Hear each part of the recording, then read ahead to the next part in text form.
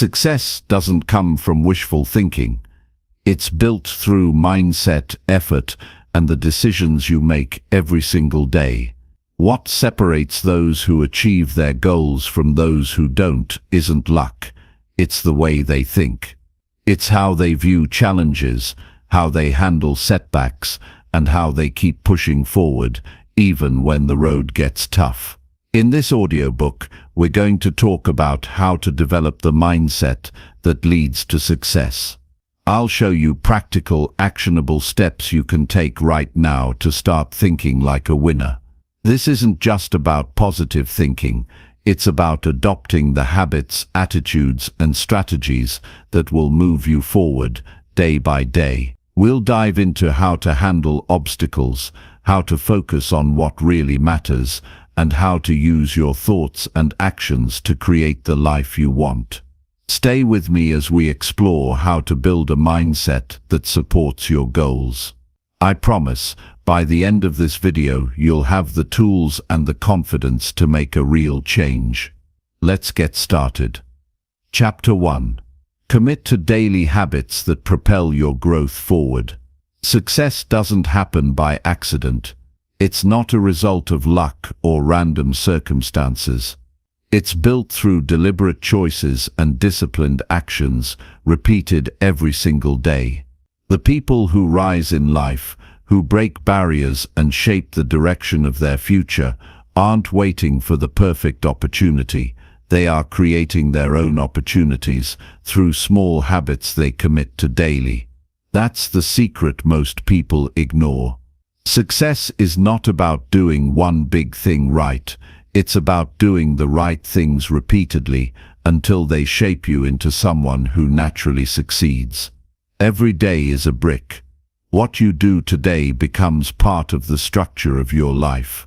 If you waste the day, you weaken the foundation. If you use the day well, you strengthen it. You don't have to build the whole structure in one day, but you must place a brick with care and intention. That's what daily habits are. Bricks of self-respect, growth, and discipline. Growth happens in silence and simplicity. It's not loud. It's not dramatic. It's not about public victories or external applause. It's about the small things you do when no one is watching. Waking up early to train your mind before the world demands your attention. Choosing to read instead of scroll. Writing down your goals instead of drifting aimlessly. These choices aren't glamorous, but they are powerful. They shape the person you become. Daily habits give you structure. They anchor you when life feels chaotic. They help you stay centered when emotions pull you in different directions. When you build a few key habits and follow through on them daily, you gain something rare: internal control. You stop reacting to life and start creating life. You stop being a product of your circumstances and become a product of your standards. It's easy to feel motivated when you're inspired by a goal, but inspiration fades. Habits stay. Motivation is like a spark. It can start a fire, but it won't keep it burning. What keeps the fire alive is your system, your routine, your ability to do what needs to be done, even when you don't feel like it. That's where success is truly born, in the days when you show up tired, uncertain, or frustrated, but you show up anyway. You don't need to do everything at once. Start small. Choose one habit that will move your life forward and commit to it fully. It could be waking up an hour earlier, writing down your top 3 priorities each morning, doing a short daily workout, or setting a timer to read 10 pages of a meaningful book. Don't underestimate the power of consistency. A small action done daily beats a big action done once. Most people fail not because they lack intelligence or potential, but because they give up on the basics. They try something new, feel a little resistance, and then quit. Success comes to the person who keeps showing up, who honors their word to themselves, who doesn't break promises when no one is watching. The world doesn't reward intentions, it rewards execution. The moment you choose a habit and follow through on it, you start creating proof. You prove to yourself that you can be counted on. That builds confidence. That builds discipline, and the more you follow through, the more you trust yourself. Over time, this becomes your identity. You start seeing yourself as someone who keeps going, who doesn't negotiate with excuses, who stays committed even when it's inconvenient. One of the biggest shifts in life happens when you realize that discipline isn't punishment. It's self-respect. When you make a plan and follow it, even in small ways, you're telling yourself that your life matters, that your goals deserve effort, that you're not here to coast, you're here to grow. The reason habits are so transformative is because they remove decision fatigue. Instead of waking up and wondering what you should do, your habits already decide for you. You're not relying on how you feel in the moment. You're relying on the system you've built. This is where real power comes from, not from relying on emotion, but from relying on structure. If you want to build a life you're proud of, you must respect the power of repetition. The human brain adapts to whatever it's exposed to consistently. Feed it chaos and it becomes anxious. Feed it order and it becomes calm. Feed it discipline and it becomes sharp. You don't need to overhaul your life overnight. You just need to introduce a few key behaviors and repeat them until they become second nature. Start with awareness. What habits are currently shaping your life? Are they helping you become the person you want to be, or are they keeping you stuck? Most people never stop to ask themselves this. They live on autopilot, running the same routines day after day, without questioning where those routines are taking them. But change begins with awareness. You can't fix what you don't face. Once you know what's holding you back, replace it with something better. Don't just try to stop a bad habit, start a better one. If you scroll on your phone every morning, replace that time with writing down your goals. If you procrastinate on your work, replace that with setting a timer and starting small. Every negative habit has a positive opposite. Find it, practice it, commit to it daily.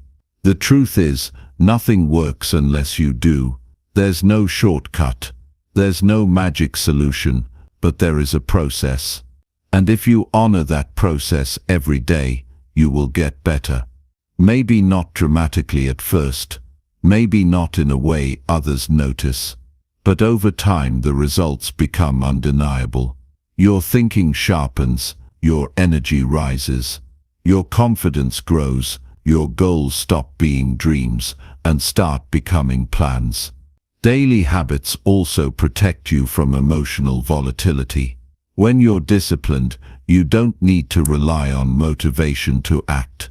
You don't let your feelings run the day. You already know what needs to be done, and you do it regardless of how you feel. This gives you stability. It gives you control. And in a world that constantly changes, internal control is one of the most valuable assets you can have. People often overestimate what they can do in a day and underestimate what they can achieve in a year.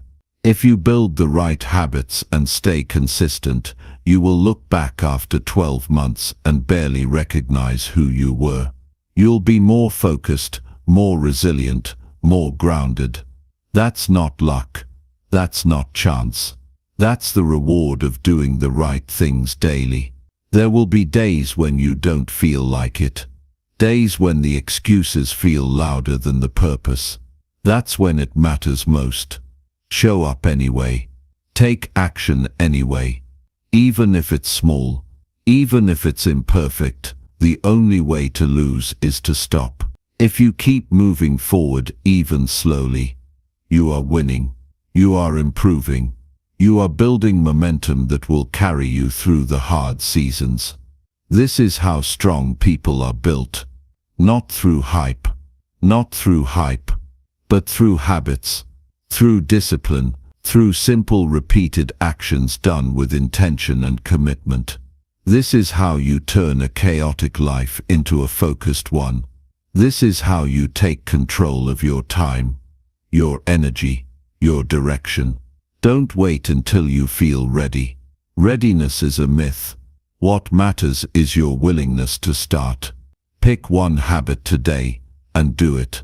Just one. Then do it again tomorrow. Stack it on top of another one and another. Over time, your life becomes a reflection of these habits.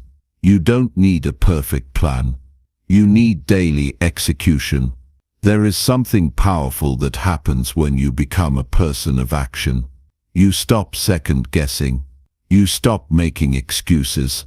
You stop talking about what you're going to do and start doing it. Action builds identity. Identity builds confidence. Confidence builds more action. And soon you become unstoppable. Not because you're the most talented, but because you're the most consistent. You owe it to yourself to build habits that serve your future.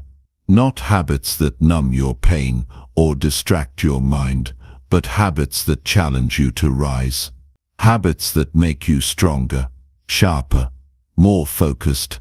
Habits that build a life of meaning, not regret. The world is full of distractions, quick fixes and shallow promises. Don't fall for them. Anchor yourself in the basics.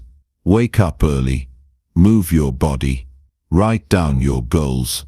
Eliminate what wastes your time. Work with intensity. Reflect with honesty. Rest with purpose. Repeat these behaviors until they become a part of you. That's how a mindset of success is born, one disciplined action at a time. No one is going to build your life for you. That's your job. And the most powerful way to do that is to build your days with care. Win the day, and you win the week. Win the week, and you win the month. Win the month, and you win the year. That's the rhythm of transformation. That's the pace of mastery. Don't underestimate the impact of one disciplined day. That's how it all begins. One good day repeated becomes a good week. A good week repeated becomes a solid month. Over time, your entire life is shaped. And the best part, you control it. You have the power to direct your focus, to shape your environment, to commit to the process. There's no need to wait for the perfect time. This is the time, right now. Not tomorrow, not someday. Your future is being built today. One action, one decision, one habit at a time. The only thing standing between who you are and who you could be is what you choose to do daily. So choose wisely. Choose habits that respect your goals. Choose habits that build your mind. Choose habits that strengthen your spirit. Choose habits that align with the person you want to become. Then commit to them without exception. Not just when it's easy, especially when it's hard. This is the path to success. It's not complicated, but it is demanding. It requires clarity, effort, and consistency. But if you walk it with commitment, the results will speak for themselves. You won't have to chase success. Success will become a natural result of who you've become. This is your life. Build it with intention. Shape it with discipline. Fuel it with habits that move you forward. That's how you develop the success mindset that changes everything. Not through big promises or temporary inspiration, but through small, meaningful actions that you commit to every single day. Chapter 2. Break down your goals into manageable daily actions. You will never achieve anything extraordinary if your goals remain nothing more than ideas floating in your head. You can dream for years, you can visualize endlessly, and you can read every success book in the world, But unless you learn how to break those dreams down into daily, actionable steps, they will stay dreams forever. Success is not built in a single moment. It's constructed piece by piece, decision by decision, action by action, day by day. And those who master this simple truth, those who learn how to divide the impossible into bite-sized steps, are the ones who quietly rise while others remain stuck in the fantasy of someday. The real reason most people never hit their goals is not because they lack ambition or talent. It's because they don't know how to bridge the gap between their vision and their behavior. They want the result, but their days don't reflect that desire. They say they want to change their life, but their routines are the same. They set massive goals, then feel overwhelmed and paralyzed by the size of them. So they procrastinate, they avoid, they wait, they hope.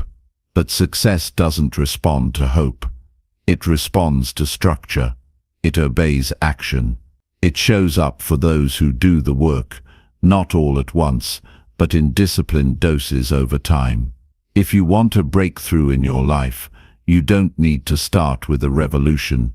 You need to start with a small, clear, and intentional step today, and then repeat that step tomorrow, and the day after that. This is the truth most people overlook. Progress is not a sprint, it's a consistent rhythm.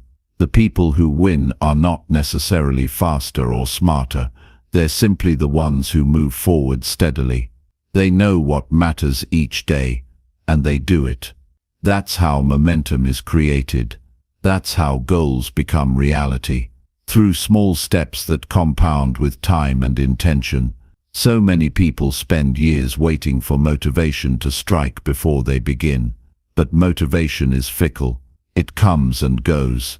The real transformation begins when you stop relying on emotion and start relying on structure. When you build a system around your goals, you no longer depend on feeling inspired. You just follow the process. You take the next step, no matter how small, because you've already decided who you want to become. You don't need to feel like doing it. You just need to know it's part of your path. That's discipline. That's growth. That's how the invisible becomes visible. Start by being honest about what you want, not what sounds good to other people, not what impresses strangers. What do you truly want for your life? What's the vision that keeps calling you even when you try to silence it? Don't shrink it. Don't water it down. Own it fully. Then reverse engineer it. What would have to happen in the next 12 months to bring you closer to that goal? What would have to happen in the next 90 days? The next 30 days? The next 7 days? What action can you take today, before the day ends, to take one step toward that vision? The more clearly you define the steps, the more likely you are to take them. Ambiguity kills execution. Clarity fuels it. Here's what changes everything. Break the big into the small, and the small into the automatic. Don't just say you want to get fit. What does that mean today? Maybe it means doing 30 minutes of movement before work. Maybe it means drinking water instead of soda.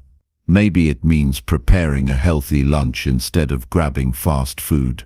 These things seem small, but they build identity. They signal to your mind that you're no longer the person who waits, you're the person who moves. And that internal shift is what begins to reshape your reality. Every time you act on your goal, even in the smallest way, you reinforce a new identity. You prove to yourself that you are the kind of person who follows through. That matters more than you realize. Because once your identity begins to shift, everything else becomes easier. You're not forcing discipline anymore. You're just being who you already believe you are. But it begins with one small commitment, followed by another, followed by another.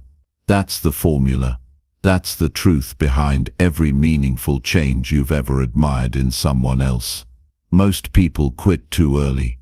They start strong, then stop when they don't see immediate results. But the results always lag behind the effort. That's the trap. You expect progress on your schedule, but growth doesn't follow your timeline. It follows your consistency. You might not see the changes today or tomorrow, but if you show up for 30 days, 60 days, 90 days, the change will become undeniable. The only question is whether you can stay patient enough, disciplined enough, focused enough to keep moving while the results are still invisible. That's the test. That's what separates winners from dreamers. To break down your goals into manageable daily actions, you have to simplify your life. Not by doing less, but by doing less of what doesn't matter. You can't say yes to everything and expect to stay aligned. You have to say no, frequently and unapologetically. Success requires subtraction. You have to remove the unnecessary to make room for the essential. Ask yourself this every morning. What are the top 3 things I need to do today to move closer to my goal? Then schedule them. Protect that time like it's sacred. Don't wait for a convenient moment. Make the moment happen. Your calendar should reflect your priorities, not just your obligations. Most people never pause to think strategically about their days. They live reactively, responding to distractions, putting out fires and calling it productivity. But activity is not progress. Motion is not momentum. You can be busy all day and move nowhere. True progress comes from being deliberate. From asking what is the one thing I could do today that would make the biggest impact on my future. And then doing that first, before the noise of the day drowns it out. That one question, asked consistently, will change your entire trajectory. You don't need a perfect plan. You need a simple one and the discipline to follow it. Most people get lost in overthinking.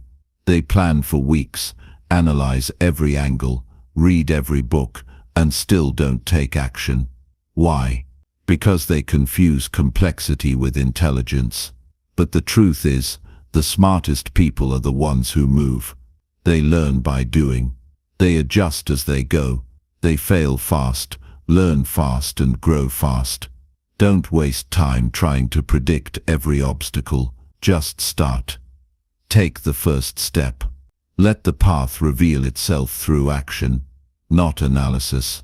The compound effect is the most powerful force in your favor.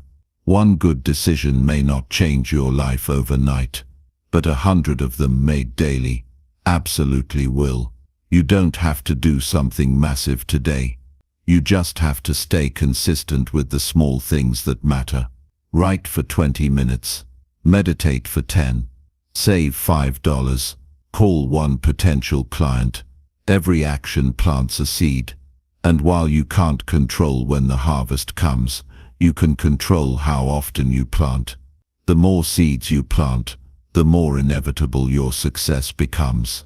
The deeper truth is this: your future is being built in the quiet moments, not in the loud dramatic gestures, but in the mornings you rise early and work while others sleep, in the nights you say no to comfort and yes to purpose.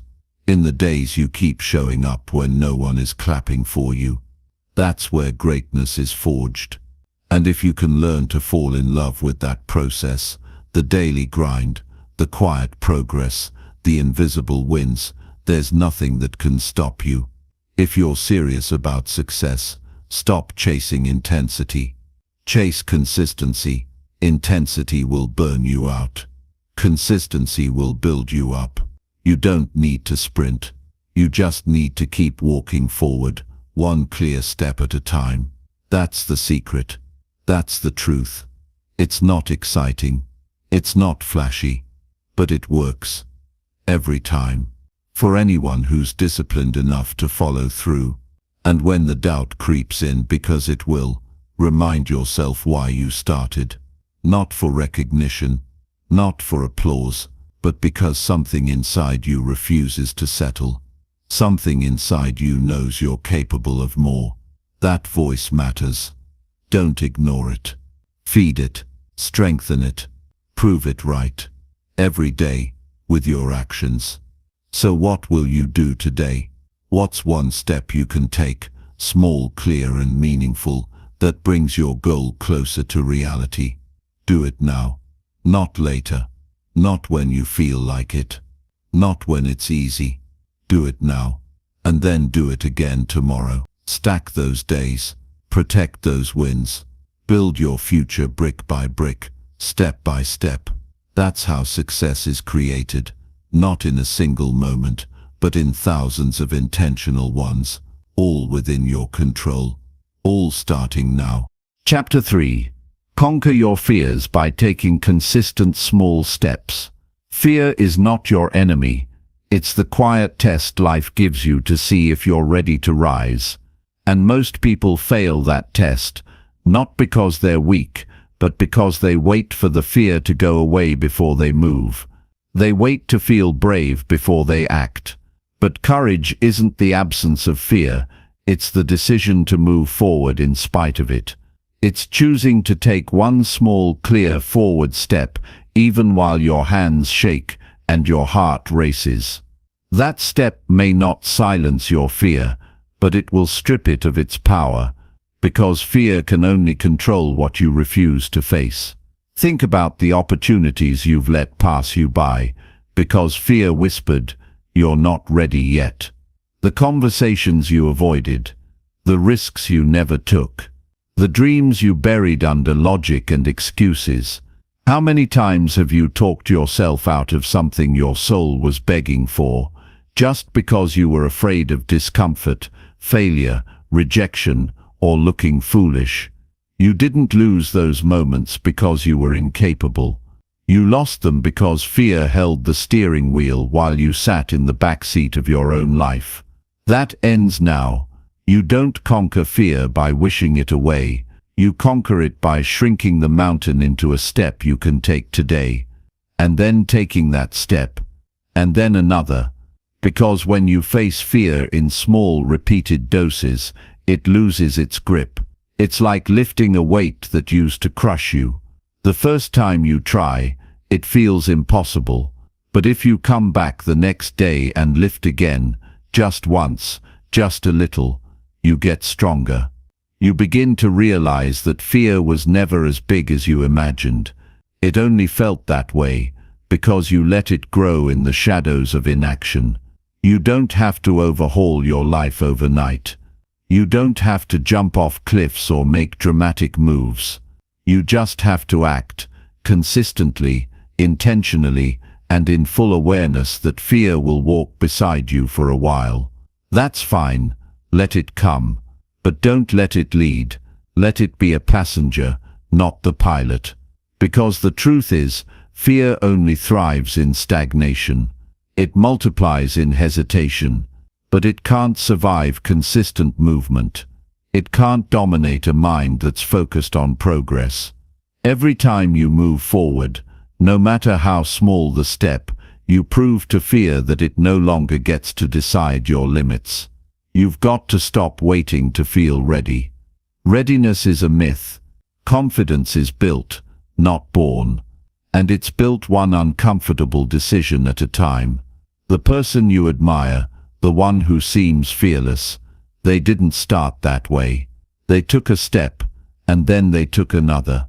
And slowly they became the kind of person who no longer runs from the hard things.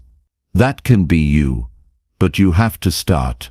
You have to be willing to take that first awkward, uncertain, shaky step. You have to give yourself permission to do it. Afraid, fear is not a sign to stop.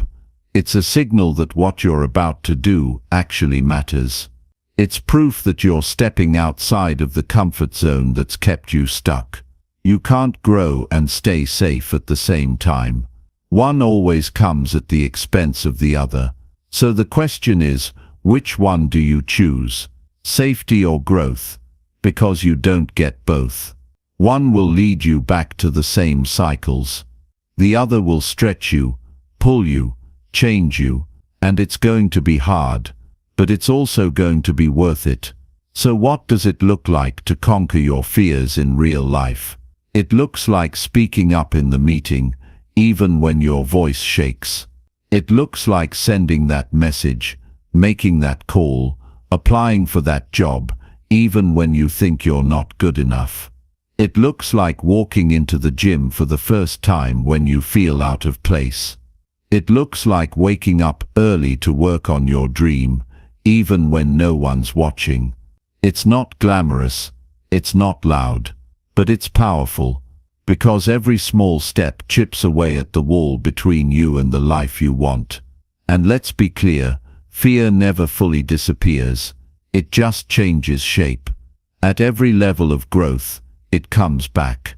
New stage, new stakes, new fears.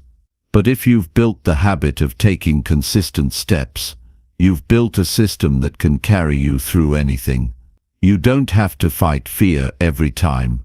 You just have to stick to your process. And over time, the actions that once terrified you become your new normal. That's how real transformation happens. Not through massive leaps, but through tiny shifts, repeated with discipline and belief. And belief matters, because every step you take sends a message to your brain. It says, I can handle this. And when you hear that message often enough, it becomes a truth. Not because you faked it, but because you proved it. You showed yourself that fear doesn't define you, that action does. That's how confidence is born.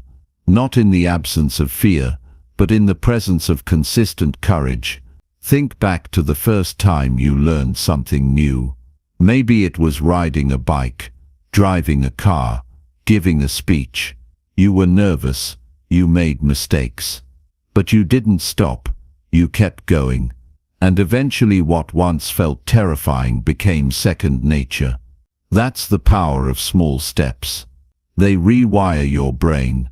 They create new evidence. And soon the thing you feared becomes part of who you are. That same principle applies to everything. Public speaking, entrepreneurship, fitness, relationships. Any area of growth starts with you saying, I'll take this one step, even though I'm scared. Most people spend their lives waiting for fear to disappear. They wait for a sign. They wait for conditions to be perfect. But perfect never comes. The conditions will never feel ideal. The voice of fear will always be there. So if you want to win, you have to start anyway. You have to stop treating fear as a stop sign and start seeing it as a green light. Because what you fear the most is often exactly where your growth lives. It's not the thing to avoid. It's the thing to lean into.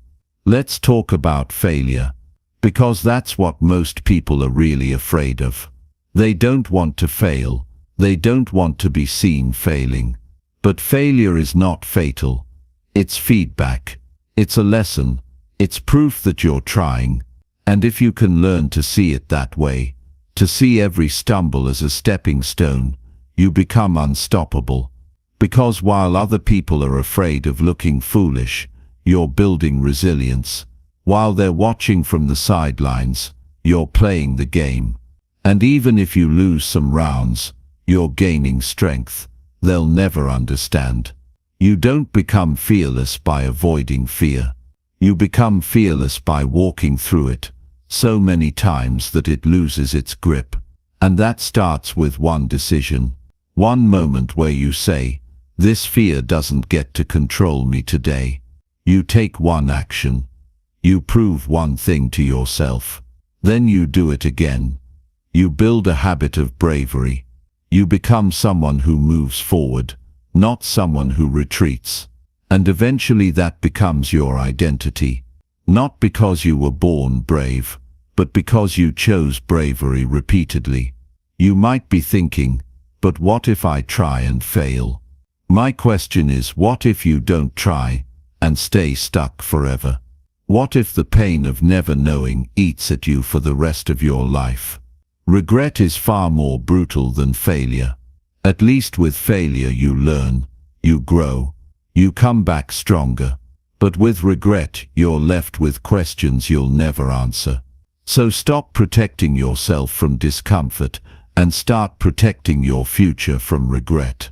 That's a trade worth making.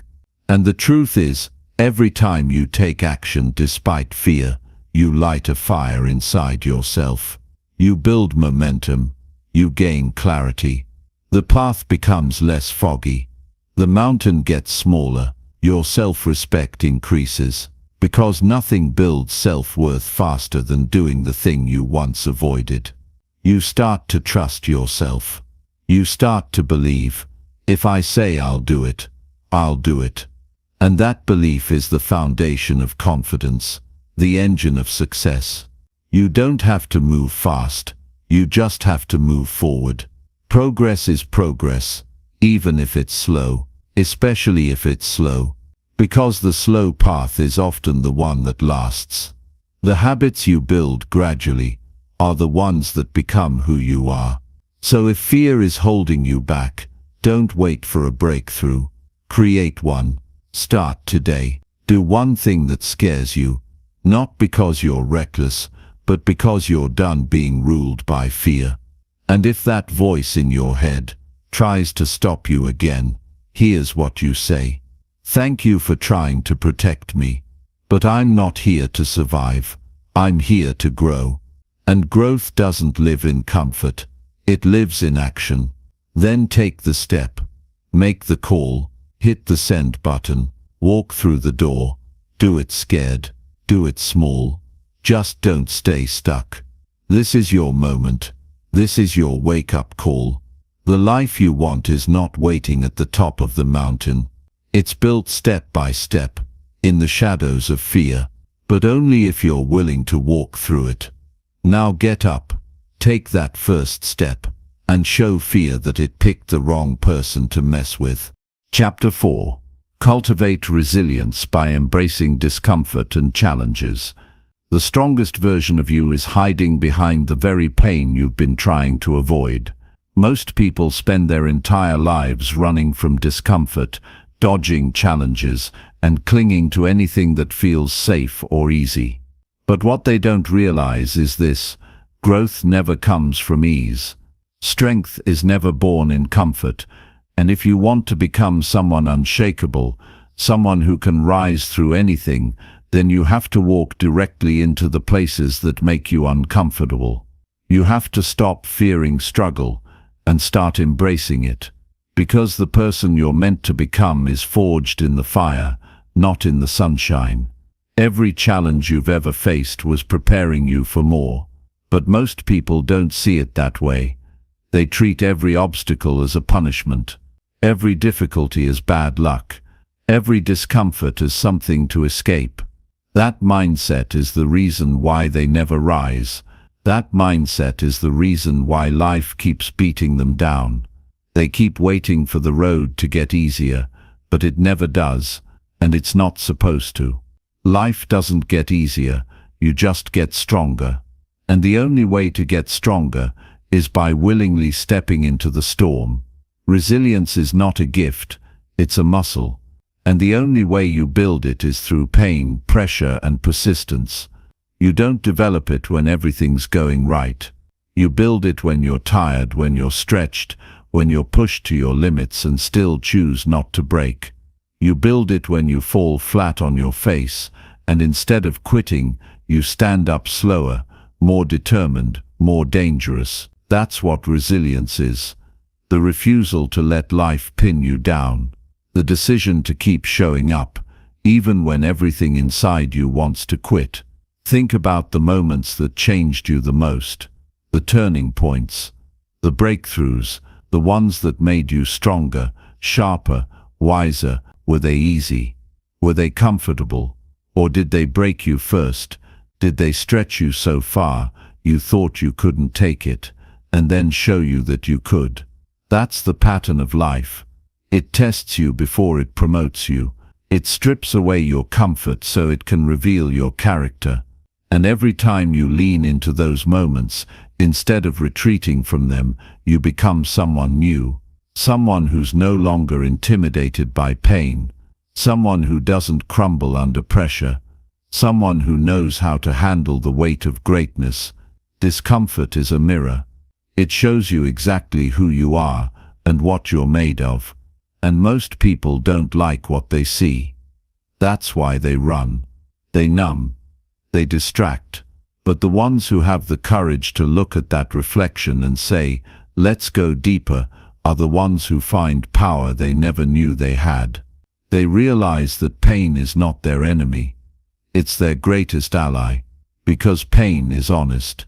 It reveals your weaknesses so you can strengthen them. It exposes your fears so you can face them. It brings to light the very things you need to work on if you want to grow into someone extraordinary. But to reach that place, you have to stop expecting comfort to lead you to greatness. It never will. You have to stop negotiating with struggle. Stop resenting difficulty. Start viewing every uncomfortable moment as a doorway, not a wall. And the more doors you walk through, the more unstoppable you become, because discomfort stops scaring you. Challenges stop overwhelming you. You stop being reactive and start being proactive. You stop living in defense and start playing offense with your life. This mindset shift changes everything. When you begin to expect struggle, you stop flinching when it arrives. When you learn to welcome discomfort, it no longer owns you. You start to rise above the noise. You become focused, disciplined, relentless. Life still throws punches, but you know how to take them. You know how to stay standing, or get up quicker when you fall. That's resilience. And it's not just about surviving hard times. It's about using those hard times to become so mentally bulletproof that nothing can break you anymore. And you don't need a crisis to start building it. You just need a willingness to lean into discomfort every single day. You build it when you choose to wake up early, when you'd rather sleep in. You build it when you push through a workout, when your body says no. You build it when you make hard decisions that your future self will thank you for. You build it in the cold, the silence, the lonely grind.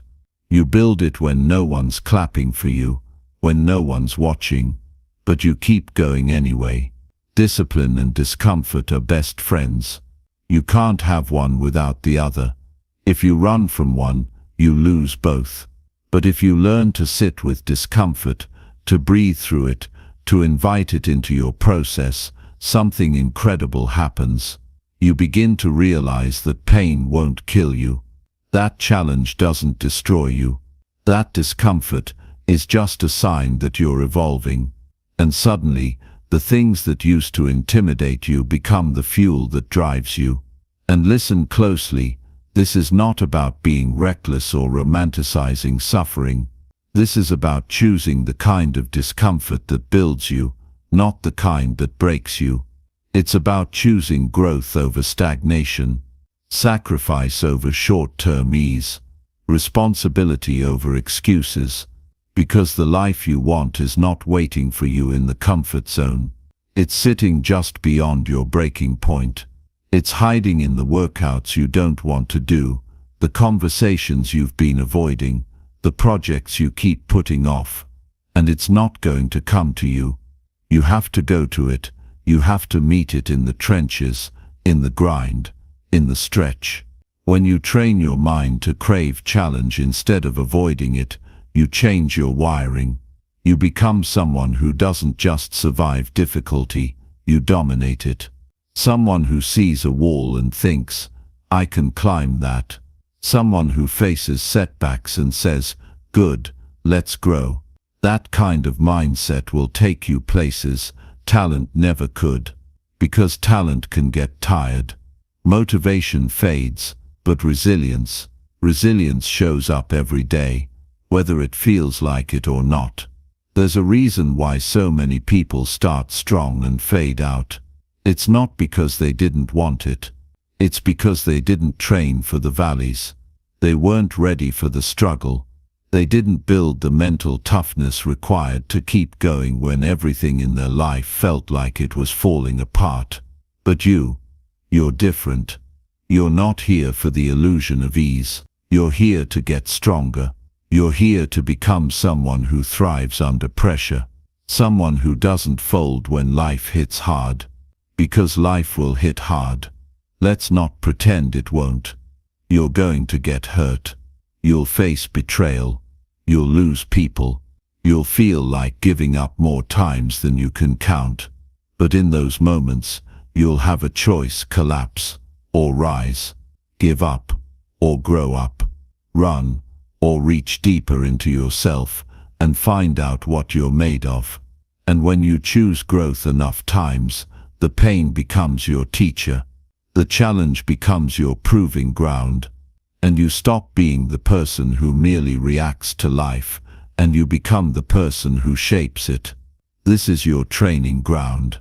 Right now, whatever discomfort you're facing, it's not random. It's necessary. It's giving you the tools you'll need for what's coming next. But only if you don't waste it. Only if you show up to it fully, with your heart open and your will locked in. You don't get to skip this part. You don't get to fast forward to greatness. You've got to go through it. You've got to let it break you down so it can build you better. Because when you come out on the other side, and you won't just be stronger. You'll be wiser, sharper, more focused. You'll carry scars, yes, but you'll also carry stories. Stories that remind you what you're capable of. Stories that inspire others to rise, because they see how far you've come. So stop waiting for the world to get easier. Stop praying for less resistance. Pray for more strength. Ask for more clarity, more courage, more discipline. The kind of mindset that welcomes the hard path. The kind of spirit that says, I'd rather be exhausted from progress than comfortable in mediocrity. Because that's how champions think. That's how warriors move. And that's how you win. You already have everything you need inside you. You just need to dig it out. And the tool for that, it's discomfort. It's challenge. It's the pressure that most people run from. So instead of running, lean in. Lean hard. Learn to love it. Let it mold you. Let it sharpen you. Let it turn you into someone you respect. Because at the end of the day, all the motivation in the world means nothing if you're not willing to embrace the struggle. So make that decision now. Stop chasing comfort. Start chasing strength. Show life you're not afraid of the fire. You are the fire. Now go prove it. Chapter 5. Strengthen your mindset through focused daily practices. If you don't train your mind every single day, the world will train it for you, and you won't like where it takes you. Every day, distractions are fighting for your attention. Every day, fear is trying to creep in and control your decisions. Every day, the voice of doubt whispers that you're not good enough, not ready, not worthy.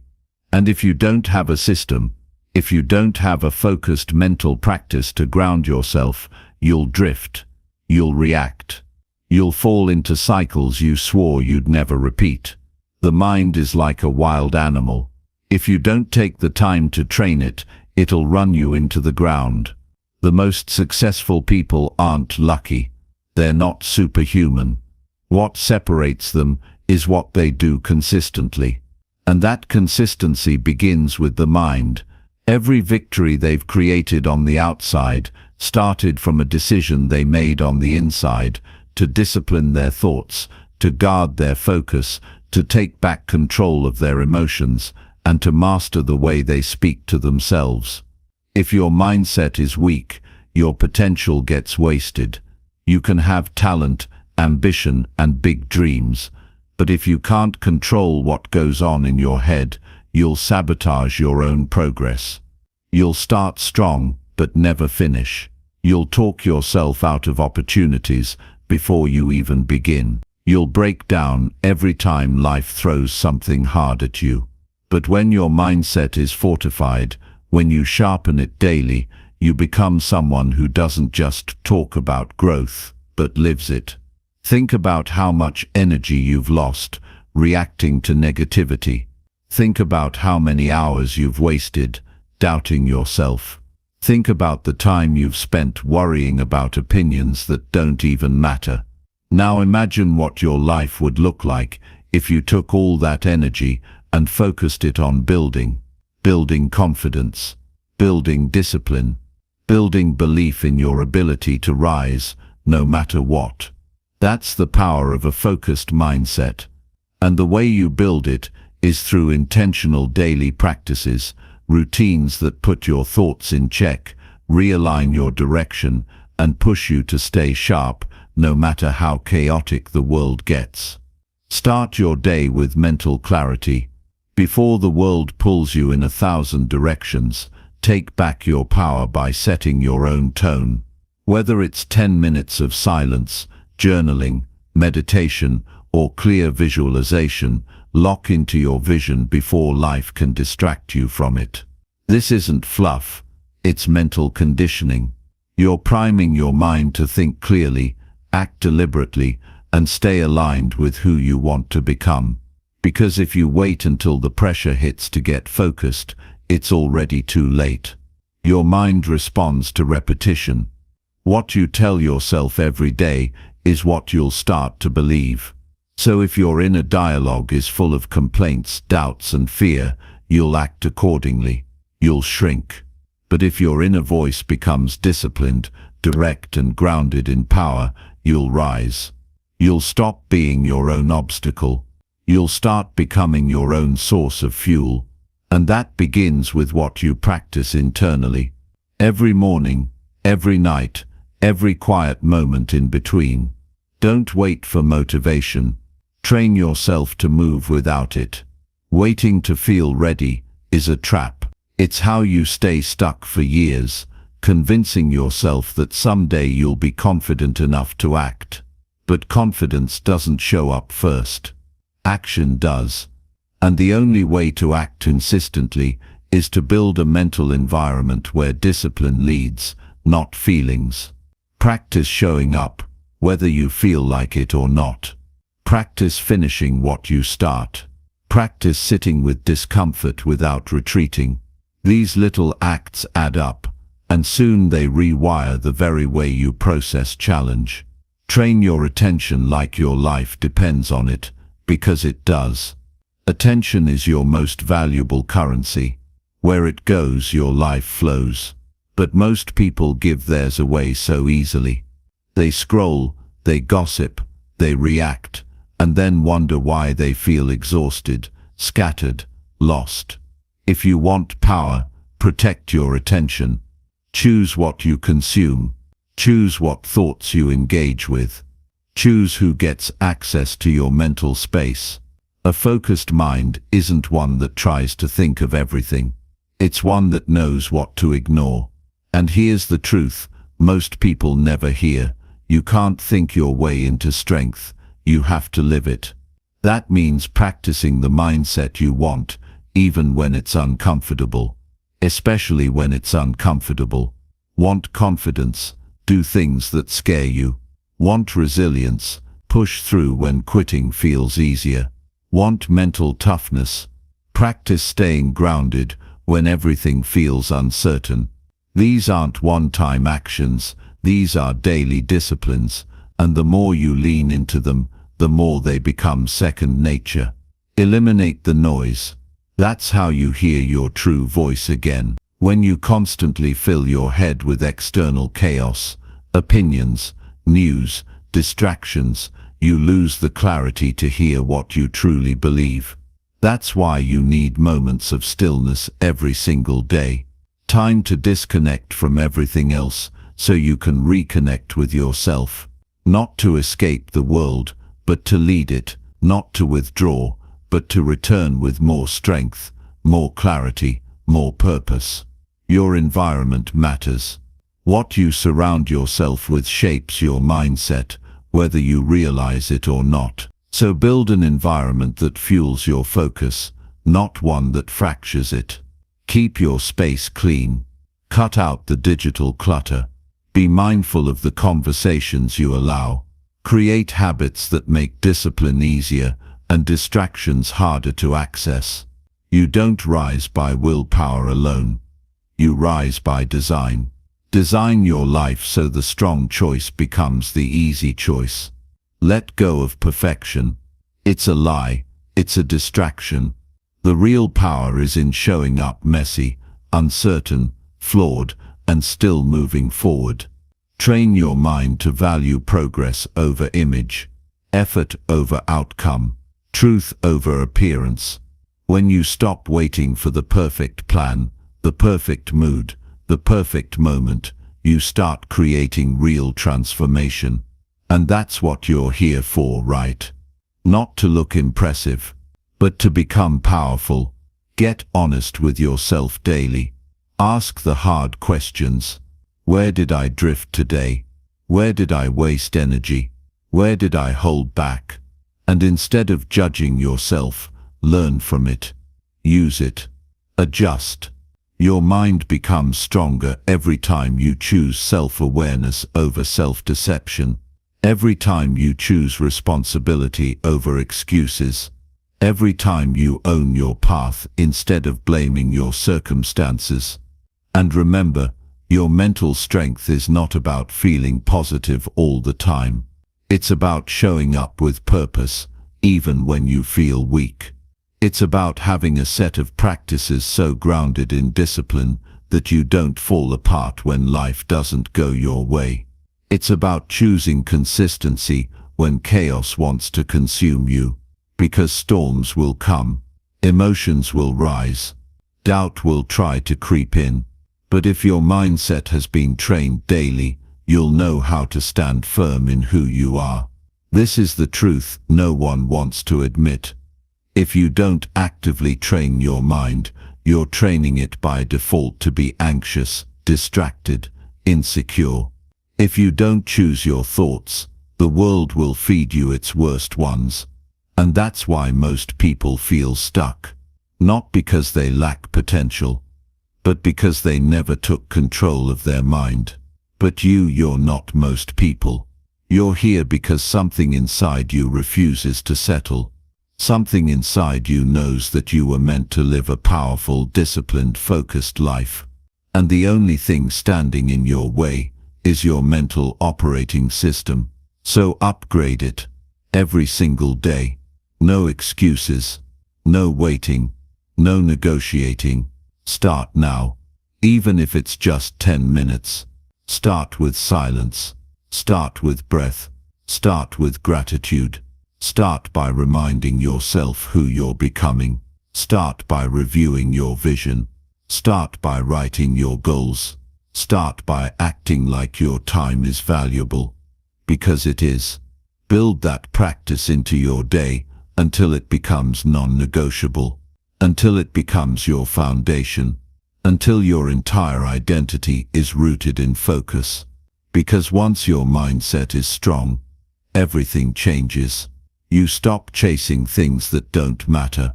You stop falling apart every time life gets hard. You stop living from fear and start moving from power. You stop waiting and you start creating. And that's when momentum hits.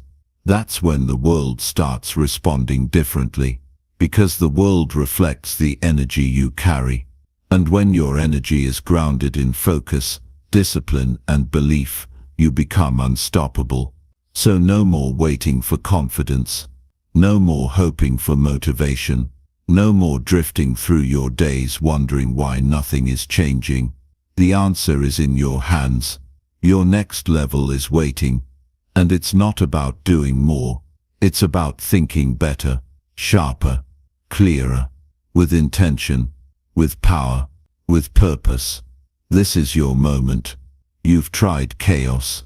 You've tried comfort. Now it's time to try focus.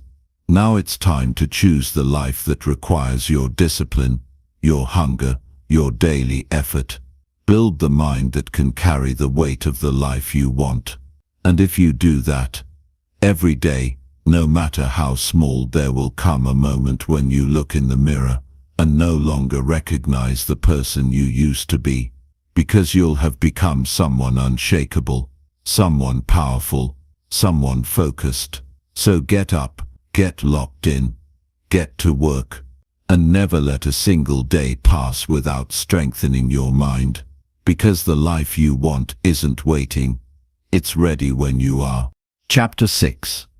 Prioritize your health as the foundation for success. If you don't take care of your body, you are silently destroying the very machine that's supposed to carry you to your dreams. Success is not just about what you do, it's about how long you can keep doing it.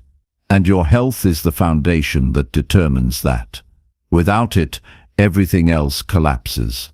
The ambitions, the plans, the grind, the wins, they all become meaningless if your body gives out. But so many people are sprinting toward their goals while slowly deteriorating from the inside out. They're chasing money, chasing status, chasing validation, while ignoring the vessel that makes it all possible. You can't build a powerful life on a weak body. You can't think clearly, lead strongly, or push through adversity if you're constantly drained, unfocused, inflamed, and restless. How many more mornings are you going to wake up feeling exhausted? How many more days are you going to drag yourself through, running on caffeine and adrenaline, pretending everything's fine when you know your energy is crashing? This is not how you're supposed to live. You weren't built to survive on fast food, 5 hours of sleep, and stress that never turns off. You were built to thrive. You were built to move with strength, to breathe with ease, to think with clarity, to sleep with peace. But that version of you only comes to life when you prioritize your health, not just as a side note, but as the foundation of everything you're building. The truth is, your body is sending you signals every day. That tightness in your chest, that constant fatigue, that anxiety that never seems to leave. It's not just stress, it's a warning that you're running too fast without replenishing what you're losing. A warning that your lifestyle isn't sustainable. And if you keep ignoring it, one day your body will force you to stop. Not politely, but with illness, breakdown, burnout. And by then you'll wish you'd listened sooner. Your health is your power. When your body is aligned, everything else becomes easier. Your thoughts become sharper. Your discipline strengthens. Your willpower expands. You stop operating in survival mode and start performing like the person you were born to be. But this doesn't happen by accident. It happens when you make health a non-negotiable. When you stop treating it like an afterthought and start treating it like your launch pad. No one talks about the fact that fatigue ruins dreams. It's hard to be ambitious when you're always tired. It's hard to be creative when your brain is inflamed from sugar, stress, and lack of sleep. It's hard to stay consistent when your body aches, your energy crashes, and your mind feels foggy. You can't sustain greatness on a broken system. So instead of pushing harder, start recovering smarter. Start eating like your future depends on it. Start sleeping like your focus depends on it. Start moving like your strength depends on it, because it does. You don't need a perfect diet. You don't need to become a fitness influencer. You need awareness. You need discipline. You need to listen to what your body's been begging for: hydration, movement, sleep, nutrients, and time to reset. You need to remember that self-care is not selfish. It's the most strategic move you can make. Because when you're operating at 100%, your output triples. Your decisions improve. Your patience returns. Your vision sharpens. You stop just surviving your days, and you start conquering them. Think about how many of your bad decisions were made when you were exhausted. Think about how many fights started because you were hungry or irritable. Think about how many days were wasted in a fog because you couldn't focus. Now ask yourself, how different would your life be if you felt energized, balanced, and clear every single day? That version of you already exists. It's not a fantasy. It's just waiting for you to prioritize it. Let's be honest, discipline in your health leaks into every other area of your life. When you commit to waking up earlier to move your body, you build the kind of self-trust that strengthens your mindset. When you eat clean, you gain the clarity to make smarter financial and emotional choices. When you choose to sleep instead of scrolling, you protect your mental peace and emotional stability. Health isn't just about your body, it's about your future. It's about your relationships, your confidence, your ability to show up for the people and dreams that matter most. And here's the real truth. No one tells you most people don't change their health habits until it's too late. Until the diagnosis hits. Until the pain won't go away. Until the doctor sits across from them and says the words they never thought they'd hear. Don't wait for that. Don't wait for rock bottom. Be the person who listens early, who acts before it's urgent, who builds a body that can carry the weight of their purpose. Your energy is your edge. While others are crashing halfway through the day, you're just getting started. While they're numbing out with stimulants and distractions, you're fueling up and building momentum.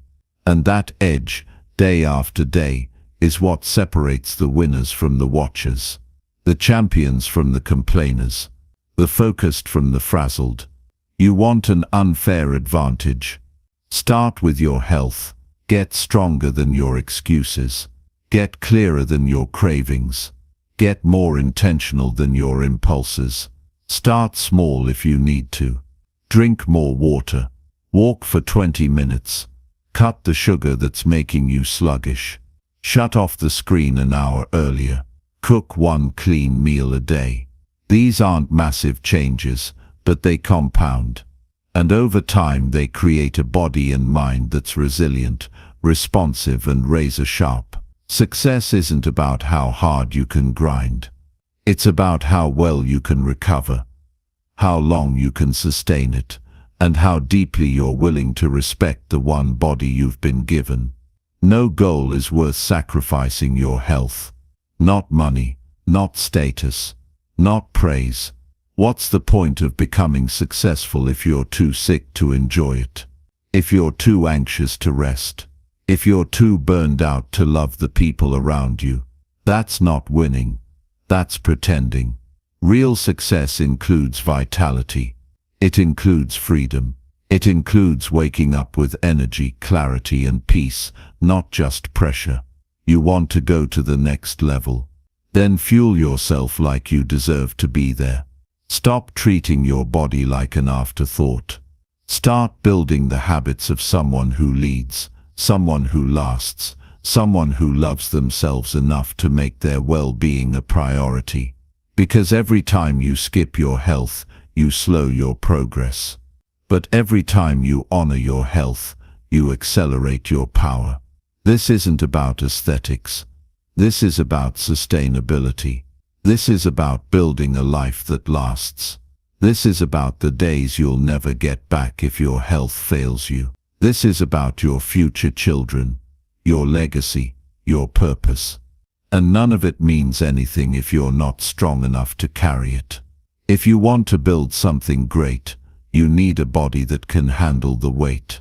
If you want to lead others, you need the energy to show up fully. If you want to live a life of discipline and fulfillment, it starts with how you treat your health when no one is watching. Because that's where the transformation happens. In the quiet choices, in the daily decisions, in the moments you say no to shortcuts and yes to strength. When you cook your meals instead of ordering trash. When you stretch instead of scrolling. When you lift instead of loaf. when you get sunlight, when you breathe deeply, when you stay consistent, not for some quick fix, but for the future version of you who needs you to care right now. You can't outsource this. No one's coming to save you.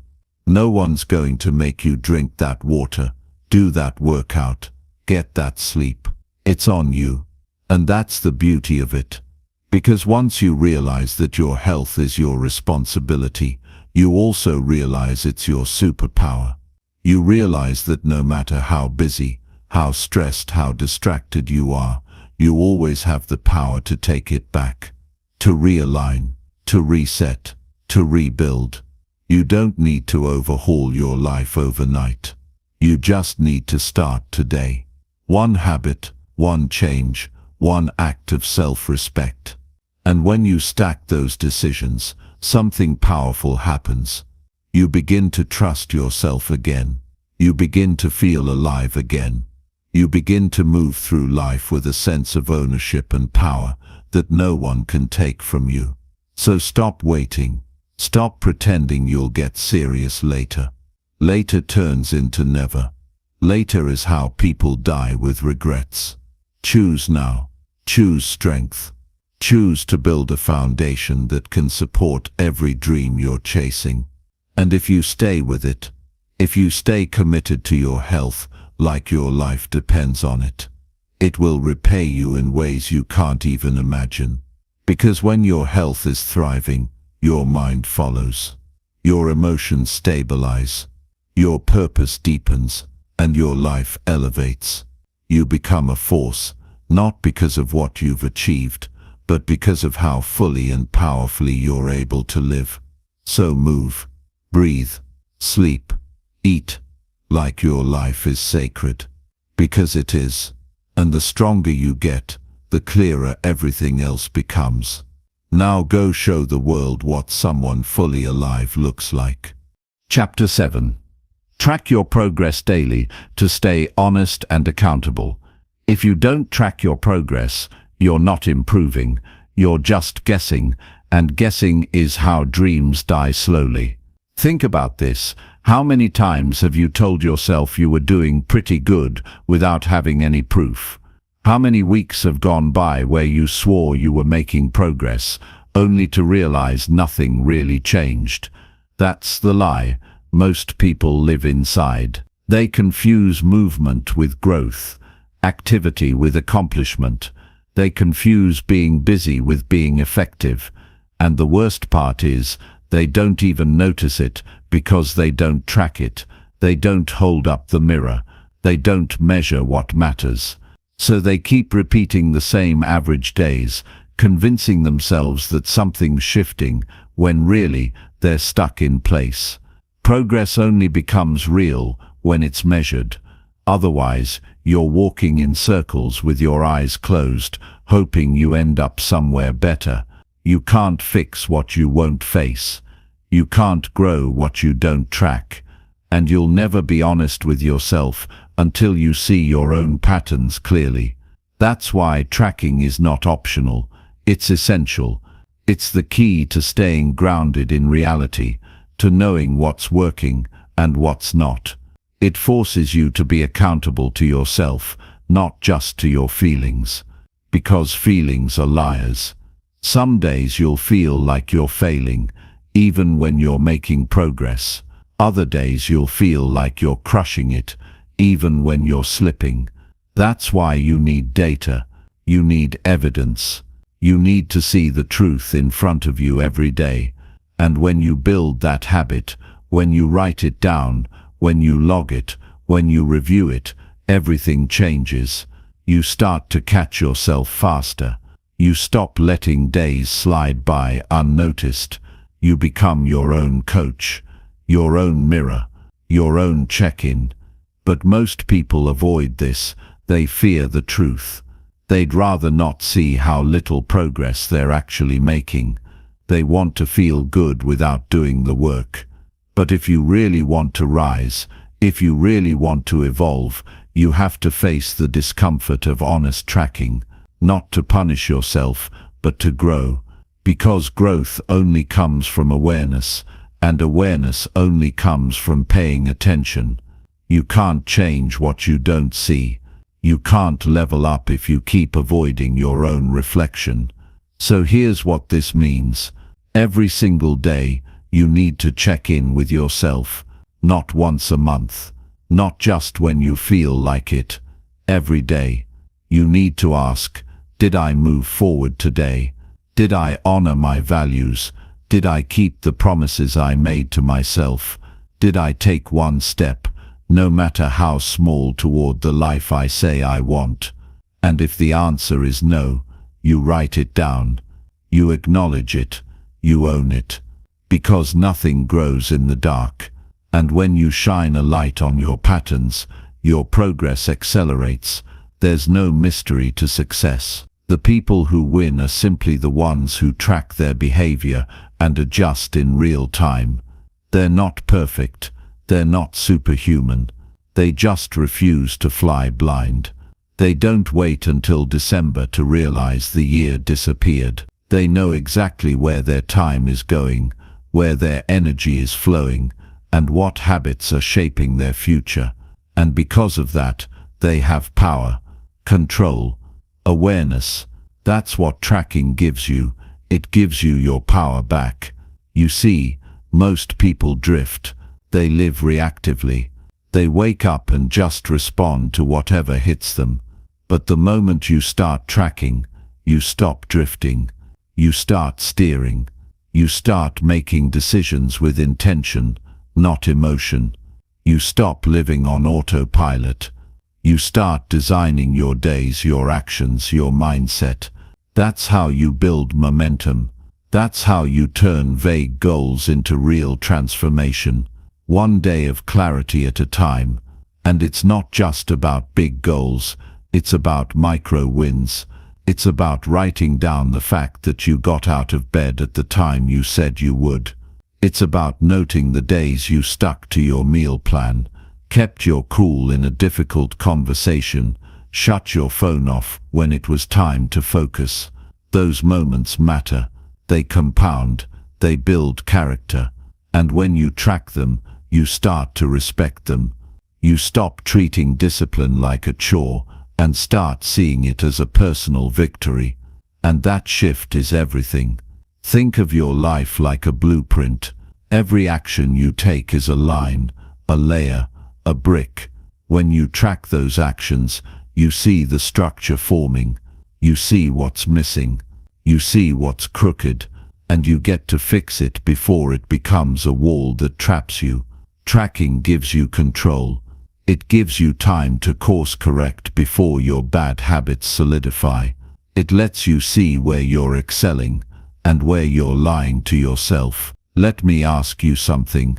Would you trust a business that never looked at its numbers, never checked revenue, never reviewed performance? Of course not. So why would you treat your life that way? Why would you run the most important project of your existence, your own evolution, without measuring it? It's not about being obsessive. It's about being intentional. Tracking is not about pressure. It's about presence. It's a way to stay awake in your own life, to stop sleepwalking through your days, to actually know what you're building, instead of hoping it all magically works out. And yes, it's uncomfortable at first, because it reveals the truth. It shows you how often you're distracted, how many workouts you skip, how often you scroll instead of study, how easily you break your own promises. But that discomfort, that's your teacher. That's the voice that says, let's do better. Let's stop pretending. Let's step into who we're meant to be.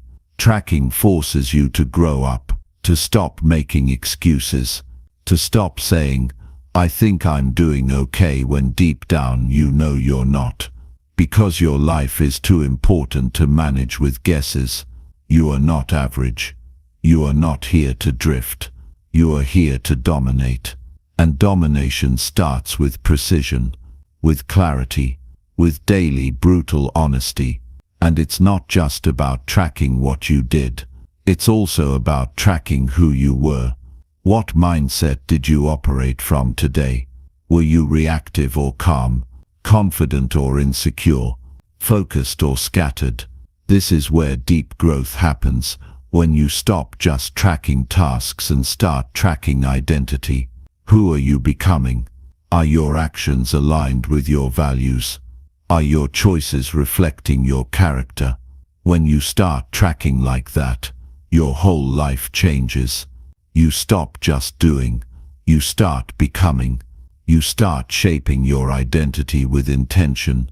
And the more you do that, the more unstoppable you become.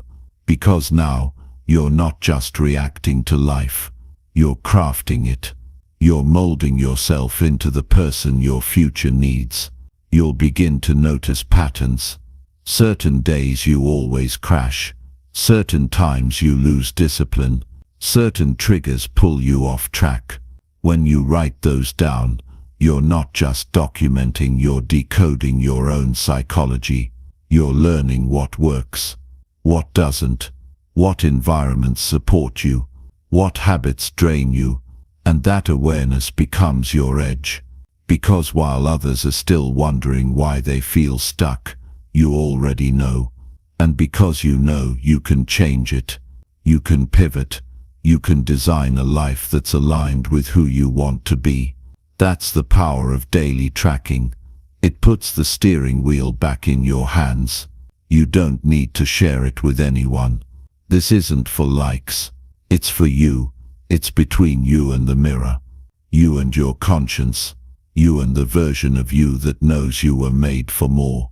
And the more honest you are in that journal, that habit tracker, that progress sheet, the more powerful you become in real life. Eventually it stops being a chore. It becomes a ritual, a moment of truth, a sacred check-in where you reconnect with your purpose, where you acknowledge the effort, where you reset your standards. And over time it hardwires integrity into your identity. You start to crave that alignment. You stop tolerating mediocrity, because you've seen what you're capable of, and you're not willing to settle for less anymore. This is how you build confidence that can't be shaken, not from hype, not from external praise, but from evidence, from watching yourself show up every single day, from knowing deep down that you're not just dreaming, you're doing. And that quiet, grounded self-belief, that's the most powerful fuel there is.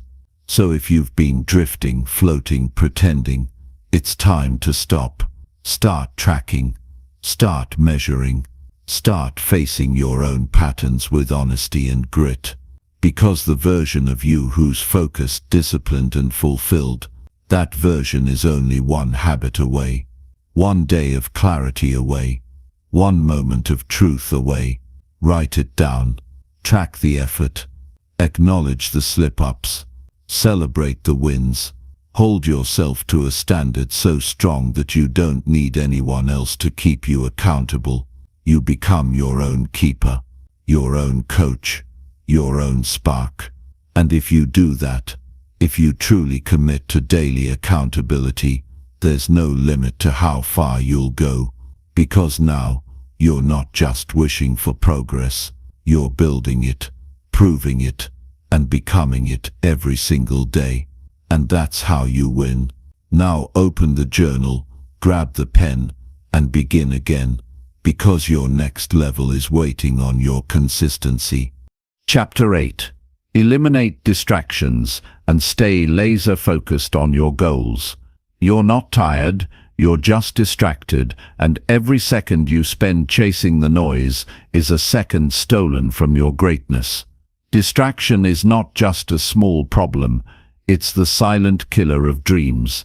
It's the invisible wall between who you are and who you could be. It's the reason so many people with enormous potential never get anywhere, because they allow their attention to be hijacked by things that don't matter. Notifications, endless scrolling, mindless entertainment, useless arguments, every little thing that steals your focus is robbing you of the life you say you want. And the worst part is, you know it. Deep down, you feel it every day. You feel the guilt, the emptiness, the frustration, the quiet realization that you could be doing more, but you're not. Because the distractions keep winning. You tell yourself you'll start working in 5 minutes. You'll open the book after one more video. You'll build the business when life calms down. But it never calms down. And those 5 minutes turn into 5 hours, 5 days, 5 years. Before you know it, the future you imagined becomes the past you regret. Because you kept letting your attention be pulled in 1,000 directions, hoping somehow it would all work out. But focus doesn't happen by accident. It's not automatic. It has to be claimed, guarded, and protected with everything you've got. It's a war, and you better start fighting like your life depends on it. Because it does. Distraction is not just a habit, it's an addiction. Every ping, every swipe, every click gives you a hit of dopamine. It feels good for a second, but it trains your brain to crave shallow rewards. It rewires your mind to avoid effort and chase stimulation. And over time, you lose the ability to concentrate, to sit with discomfort, to go deep on anything meaningful. Your thoughts scatter, your energy fragments. You stop finishing what you start, and without even realizing it, you become the kind of person who lives small, not because you don't have what it takes, but because you never trained your mind to stay locked in. You weren't born this way. You didn't come into the world with a distracted brain. You were trained to be this way, by apps, by algorithms, by environments that are built to steal your time and sell your attention. And if you don't take control back, your focus will be consumed forever. You'll keep watching others rise while you stay stuck. Not because they're smarter, not because they're luckier, but because they have the discipline to disconnect from what doesn't serve them and zero in on what does. You want to change your life, then you need to eliminate everything that's pulling you off course. Ruthlessly. No apologies. You need to turn off the noise, silence the chaos, and build a fortress around your attention. You need to stop treating your focus like a suggestion and start treating it like oxygen. Because that's what it is. It's the fuel that drives execution, and execution is the only thing that creates results. Every time you check your phone in the middle of deep work, you're telling your brain that distractions are more important than your goals. Every time you indulge in another tab, another app, another piece of meaningless drama, you weaken your ability to go deep. And depth is where the breakthroughs happen. Depth is where mastery is built. Shallow work creates shallow results. Scattered energy creates scattered outcomes.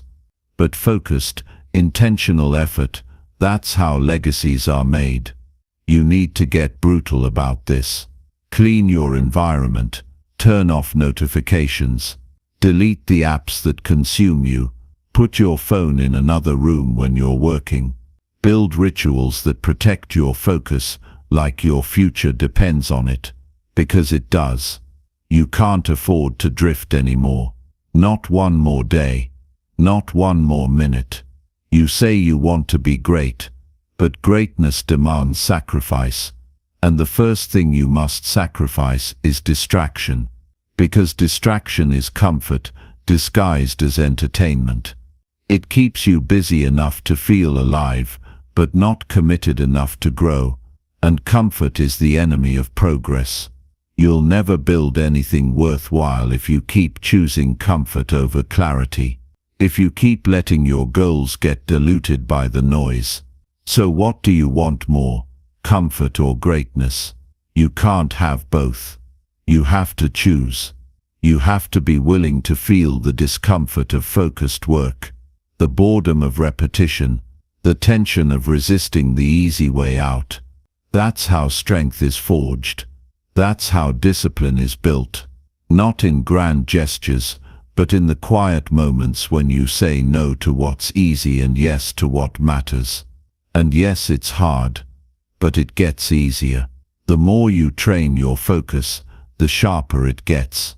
The more you eliminate distractions, the more space you create for clarity, creativity, and execution.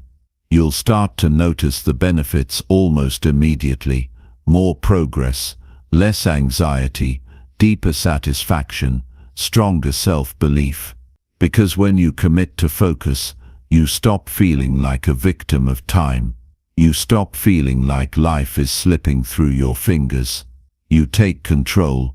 You reclaim your mind. And that shift, when you finally start owning your attention, that's the moment everything starts to change. Your mind is a battlefield. Every distraction is an intruder, and you're either the gatekeeper or the prisoner. If you don't set boundaries, the world will set them for you. If you don't protect your focus, you will always be reacting to someone else's agenda. You'll live your whole life chasing other people's timelines, other people's approval, other people's urgency. And you'll wonder why you feel empty, why your dreams always feel out of reach. It's because you gave your focus away to things that didn't deserve it. But you can change that. Right now, you can decide to shut the door on everything that dilutes your mission.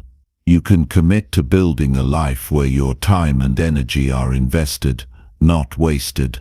You can create a space where your goals come first, and distractions don't even get a seat at the table. That level of focus, that ruthless clarity, that's what separates the amateurs from the professionals. That's what turns intentions into reality. And it doesn't happen by chance. It happens through structure, through discipline, through daily rituals that keep you grounded. Start your day with clarity. Define your top priorities. Schedule your focus blocks. Build systems that support your vision instead of sabotaging it. And most of all, hold yourself to a higher standard. Don't wait for motivation. Don't wait for ideal conditions. Focus anyway. Work anyway. Show up anyway.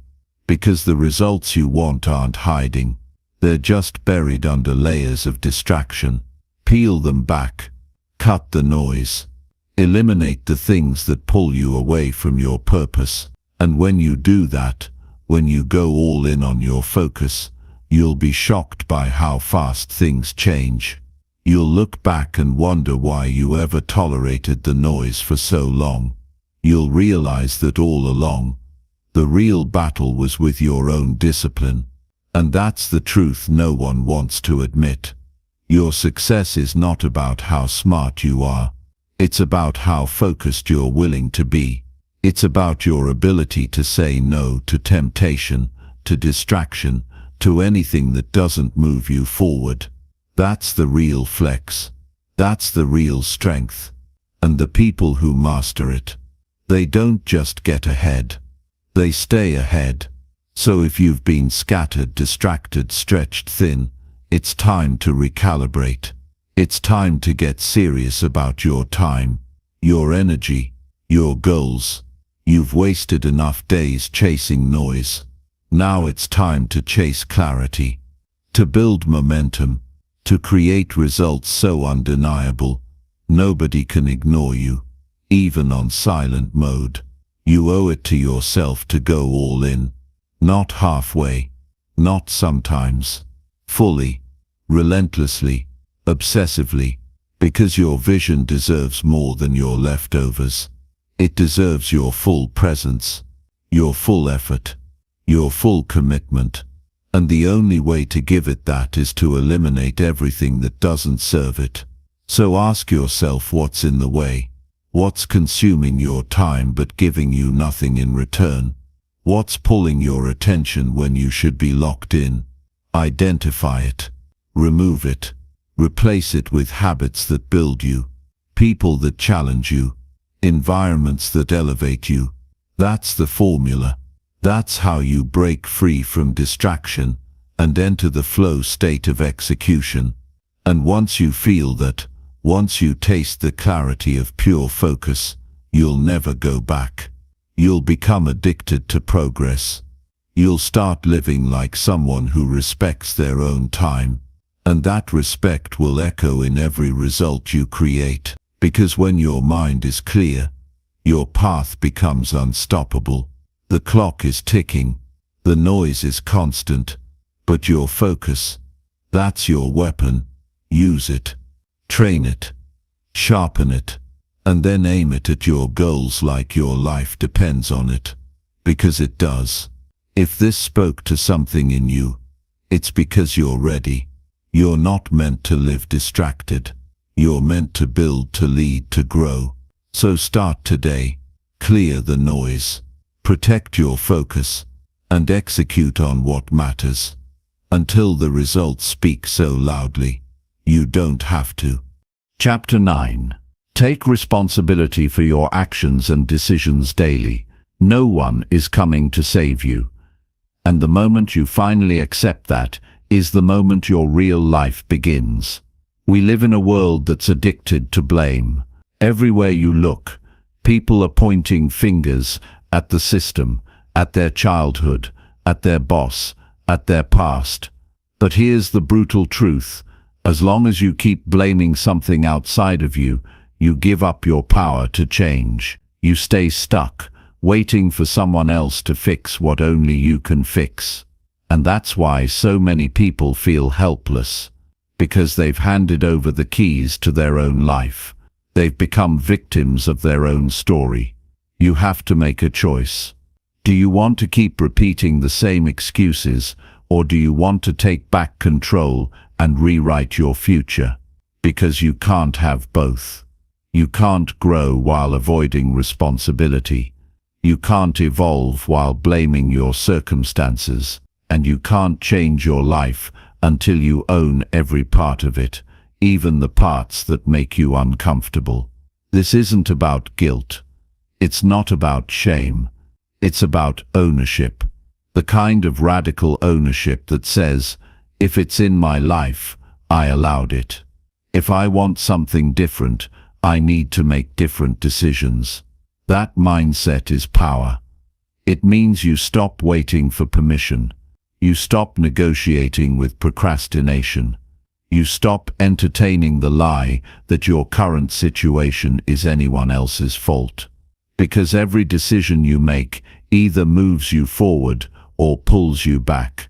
Every action either builds your future or buries it. There is no neutral. There is no pause button. Life doesn't wait, and neither should you. Some people spend years blaming their environment, their upbringing, their genetics. But those are not your destiny. They're just your starting point. What you do from here, that's what defines you. That's where your identity is forged.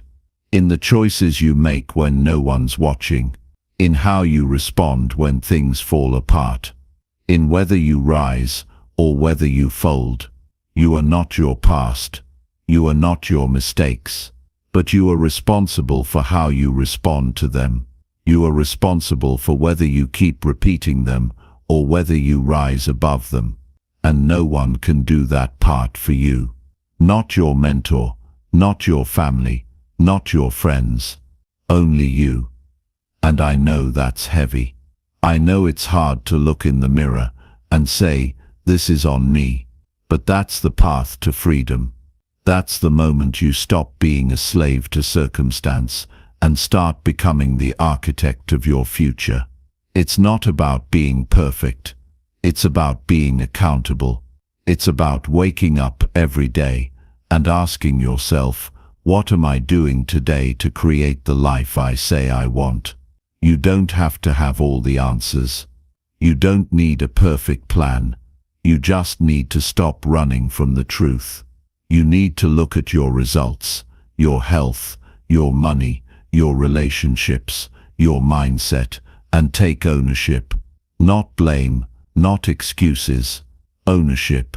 Because the moment you own it, you can change it. but you cannot change what you refuse to take responsibility for. And this isn't something you do once. It's something you do daily. You don't just take responsibility on Mondays and then coast the rest of the week. You take responsibility every single day for your words, for your actions, for your energy. You hold yourself to a higher standard, even when it's uncomfortable. Especially when it's uncomfortable, you start catching yourself in the small moments. When you're about to complain, when you're tempted to quit, when you feel the urge to blame, you stop and you ask yourself, what's my part in this? What decision did I make that brought me here? And what can I do right now to move forward? That shift, those micro decisions, that's where real power lives. That's where confidence is built. Because when you know that you're the one steering the ship, you stop fearing the waves. You stop looking for rescue boats. You take the wheel and you steer, even through the storm. And when you live that way, everything changes. You stop chasing validation because you're too busy building value. You stop waiting for motivation because you're fueled by discipline. You stop needing other people to change because you're too focused on changing yourself. That's the secret. That's the key. Responsibility is freedom in disguise. When you own your life, no one can take it from you. When you own your effort, your energy, your direction, then even failure becomes fuel. Even setbacks become stepping stones. Think about it. How many times have you given your power away? How many times have you said, I can't because of them, or it's not my fault, or that's just how it is? Every time you do that, you lock yourself in a cage and hand someone else the key. But you don't have to live that way. You can stop today. You can take that key back and open the door. It starts by telling the truth. Brutal, honest truth. Not to shame yourself, but to free yourself. Because the more honest you are about where you are, the more power you have to get where you want to go. Lies keep you stuck. Truth sets you free. And no one knows your truth better than you. You know when you're making excuses. You know when you're playing small. You know when you're avoiding the hard thing. And the longer you deny it, the more you suffer. But the moment you face it, the suffering starts to dissolve, because now you're in motion. Now you're in control. And this isn't about doing everything alone. It's about knowing that even when people help you, it's still your responsibility to act, to execute, to stay consistent. Support is powerful, but it doesn't replace self-responsibility. Nothing does. So how do you start? Simple. Stop saying, why is this happening to me? And start asking, what am I going to do about it? That's the question that creates movement. That's the question that builds resilience. That's the question that separates those who win from those who wish. You want a better life? Take better actions. You want more results? Make better decisions. And if you mess up, own it. Don't hide. Don't deflect. Own it. Learn. Adjust. Grow. That's how leaders operate. That's how winners think. They don't run from mistakes. They rise from them.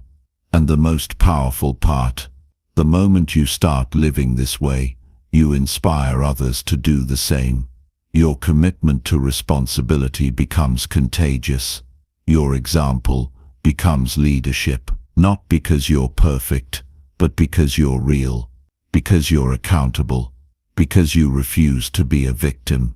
Imagine what your life could look like if you stopped waiting, if you stopped avoiding, if you woke up every day and said, today I own everything, my time, my attitude, my decisions, my results. That kind of mindset creates miracles. That kind of mindset builds momentum that nothing can stop. You don't need a new year. You don't need a perfect plan. You need to take responsibility for what you have right now. Use it. Maximize it. Elevate it. And if you fall short, don't beat yourself up. Just own it, learn, and get back in the game. Because that's what winners do. They fall, they fail, they stumble, but they never stay down. They rise, they recalibrate, they take responsibility for the next step, and the next, until the momentum becomes unstoppable. So ask yourself, what have you been avoiding?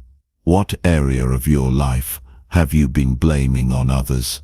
Where have you been pretending it's not your fault when deep down you know you had a part to play? Face it, own it, and then change it.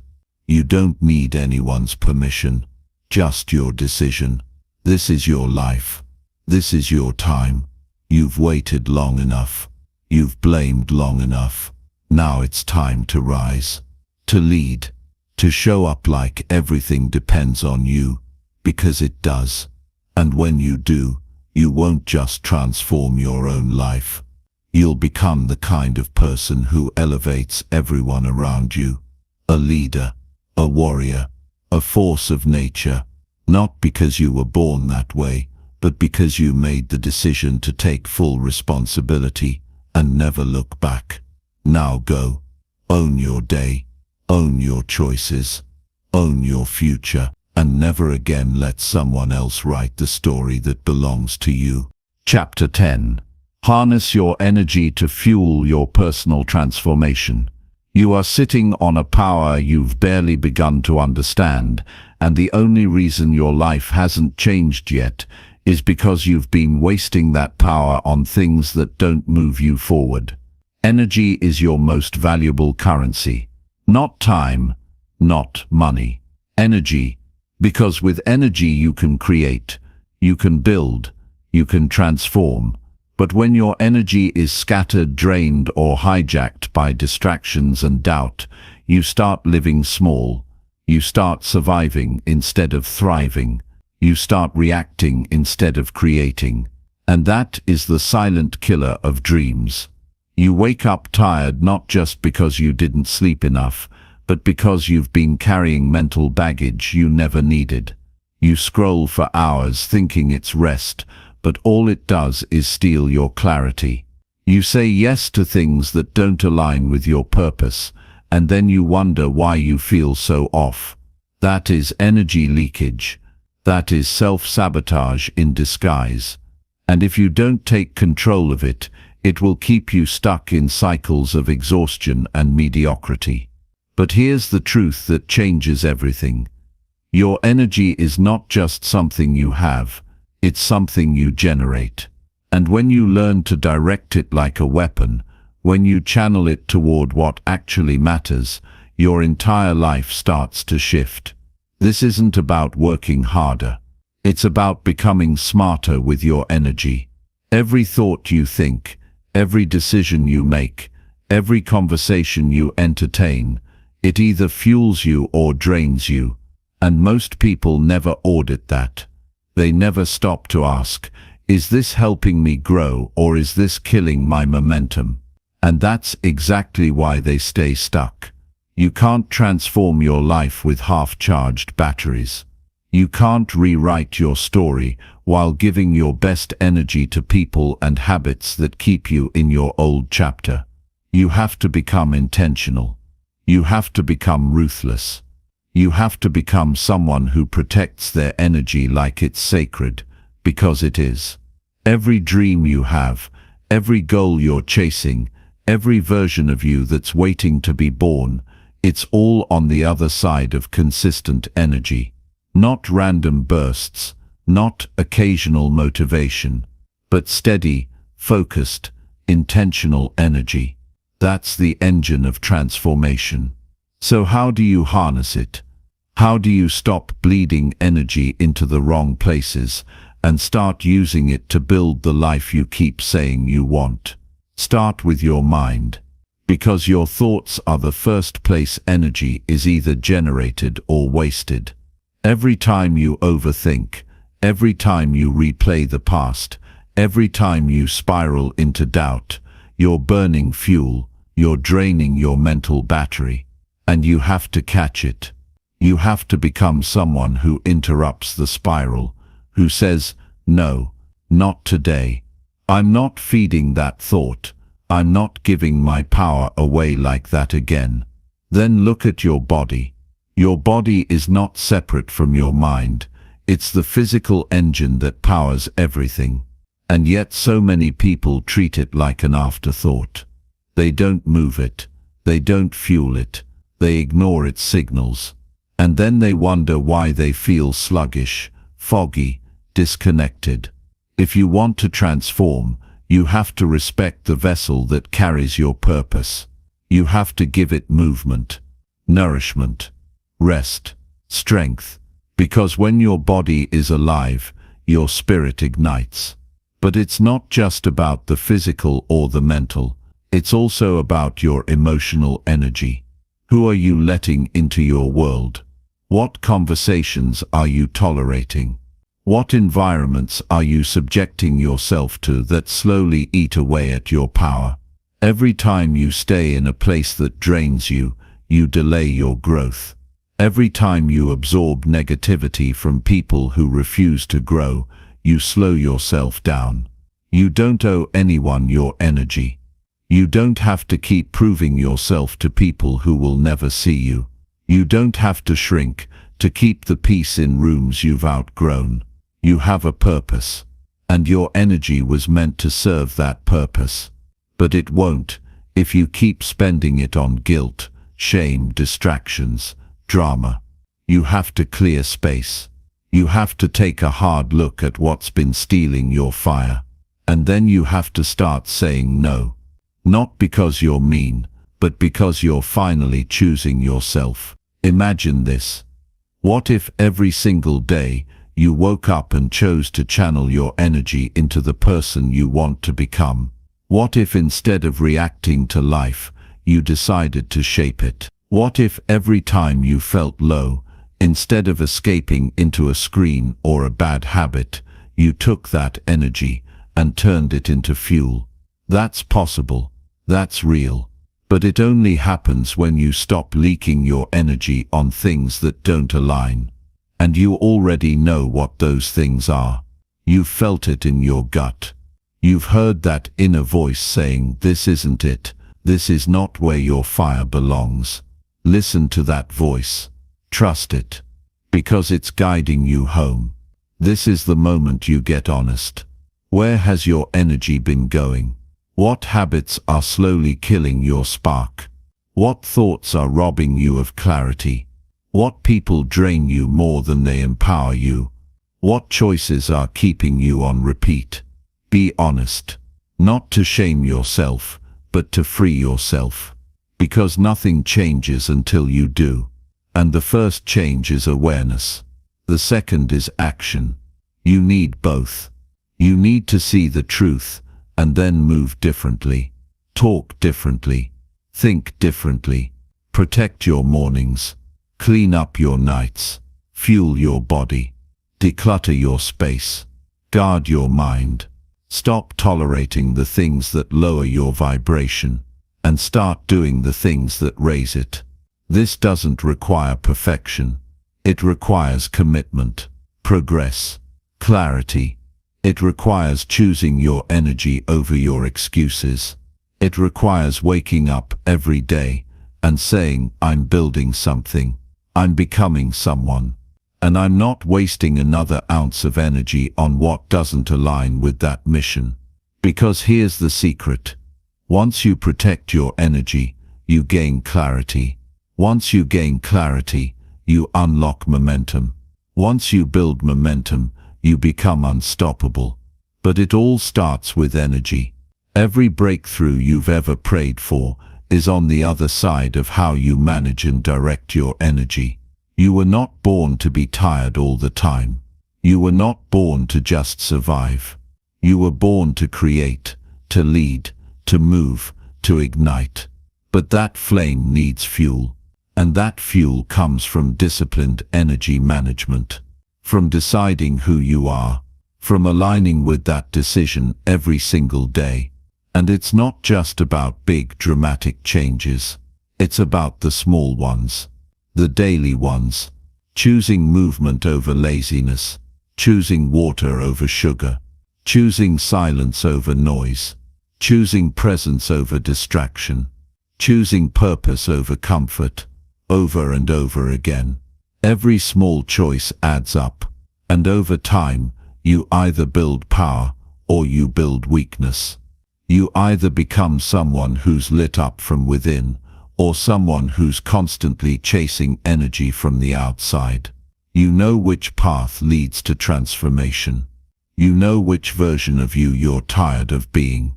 So make a decision. Not next week. Not next month. Right now. Decide that your energy matters more than your excuses. Decide that you're done with self-sabotage. Decide that from this moment forward, your energy will serve your growth, not your distractions. And when it gets hard, and it will, you remind yourself energy is a choice. Focus is a choice. Boundaries are a choice. And so is your transformation. No one can harness your energy for you. No one can rewire your life from the outside. It has to come from within. It has to come from a deep, unshakable commitment to yourself. A promise that you will no longer pour your power into things that don't pour back into you. Your energy is sacred.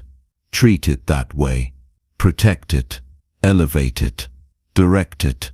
Because when you do, you will become someone no one can ignore. Not because you're loud, not because you're flashy, but because your energy will speak louder than words. Let the world feel that energy. Let them feel your commitment. Let them see the version of you that's been hiding behind exhaustion and excuses for too long. Now is your time. Reclaim your fire. Build your momentum. And use your energy to build the life you were always meant to live. The one that's waiting on the other side of your daily decisions. And if you're ready to go all in, if you're ready to stop surviving and start transforming, then it's time to take that first step. Not tomorrow, not later. Now, tap into your fire. Focus your energy. Build your new life. One powerful choice at a time. Chapter 11. Challenge your limits by pushing past your comfort zone. Most people live their entire lives on autopilot, not because they can't grow, but because they're afraid to feel uncomfortable. If you're feeling stuck right now, it's not because you lack talent. It's not because you're not smart enough or capable enough. It's because you've allowed comfort to become your master. You've trained your brain to avoid challenge, to stay safe, to repeat what's familiar, even when that familiarity is slowly draining your spirit. You don't grow in places where everything feels easy. You grow when you do what your mind tells you to avoid. You grow when you willingly walk into discomfort, stare it in the face, and keep moving anyway. That's where your next level lives. Not in books, not in plans, not in talking about change, but in stepping into the fire of challenge and pushing beyond every story you've told yourself about your limits. Your comfort zone is your invisible prison. And the craziest part, you built it. Every excuse, every doubt, every moment you chose safety over risk, it all laid another brick in the wall around your potential. And now, you feel like you're suffocating. Not because life is unfair, but because deep down, you know you were made for more, but you keep choosing less. The life you want doesn't live in the familiar. It doesn't exist in the routines that keep you small. It's on the other side of that hard thing you've been avoiding. That conversation, that discipline, that risk, that challenge. That's where freedom starts. The reason you haven't felt alive in a while is because you haven't done anything that scares you. You haven't chased something that demanded more of you. You've been trying to grow without getting uncomfortable, and that's not how real transformation works. Growth is pain. Growth is friction. Growth is choosing the thing that stretches you instead of the thing that soothes you. Think about every moment you've been proud of yourself. Every time you earned something real. Every time you proved something to yourself. None of those moments came easy. They came through resistance, through doubt, through struggle, through fear, and you pushed anyway. That's what made it meaningful. That's what gave it weight. So let me ask you, when was the last time you did something that truly scared you? When was the last time you put yourself in a position where failure was possible, but so was growth? That's the space you need to be in more often. Because every time you choose safety over challenge, you shrink. And every time you choose challenge over safety, you expand. The discomfort is the doorway. Walk through it. But here's the truth, no one tells you. Your mind will fight you. It's wired to protect you from anything uncertain, anything painful, anything unfamiliar. It will tell you to stop, to wait, to sit back. It will come up with 1,000 reasons why now is not the time, why it's too hard, why you're not ready. But those are not reasons, they are lies, mental traps. And the longer you believe them, the longer you stay stuck in a life that doesn't challenge you or excite you. Your breakthrough won't come when you feel ready. It'll come when you act in spite of not feeling ready. Courage isn't the absence of fear. It's action in the presence of fear. It's saying, yes, this is uncomfortable. Yes, I might fail. Yes, it's going to be hard. But I'm doing it anyway. You're not supposed to feel confident before the challenge. Confidence is built by doing the hard thing. You can't wait for confidence to arrive. You have to earn it through repetition, through trial, through showing up again and again and again. That's how you evolve. But you have to give yourself permission to be a beginner, to look awkward, to feel unsure, to stumble. Most people never grow because they want to look good more than they want to get better.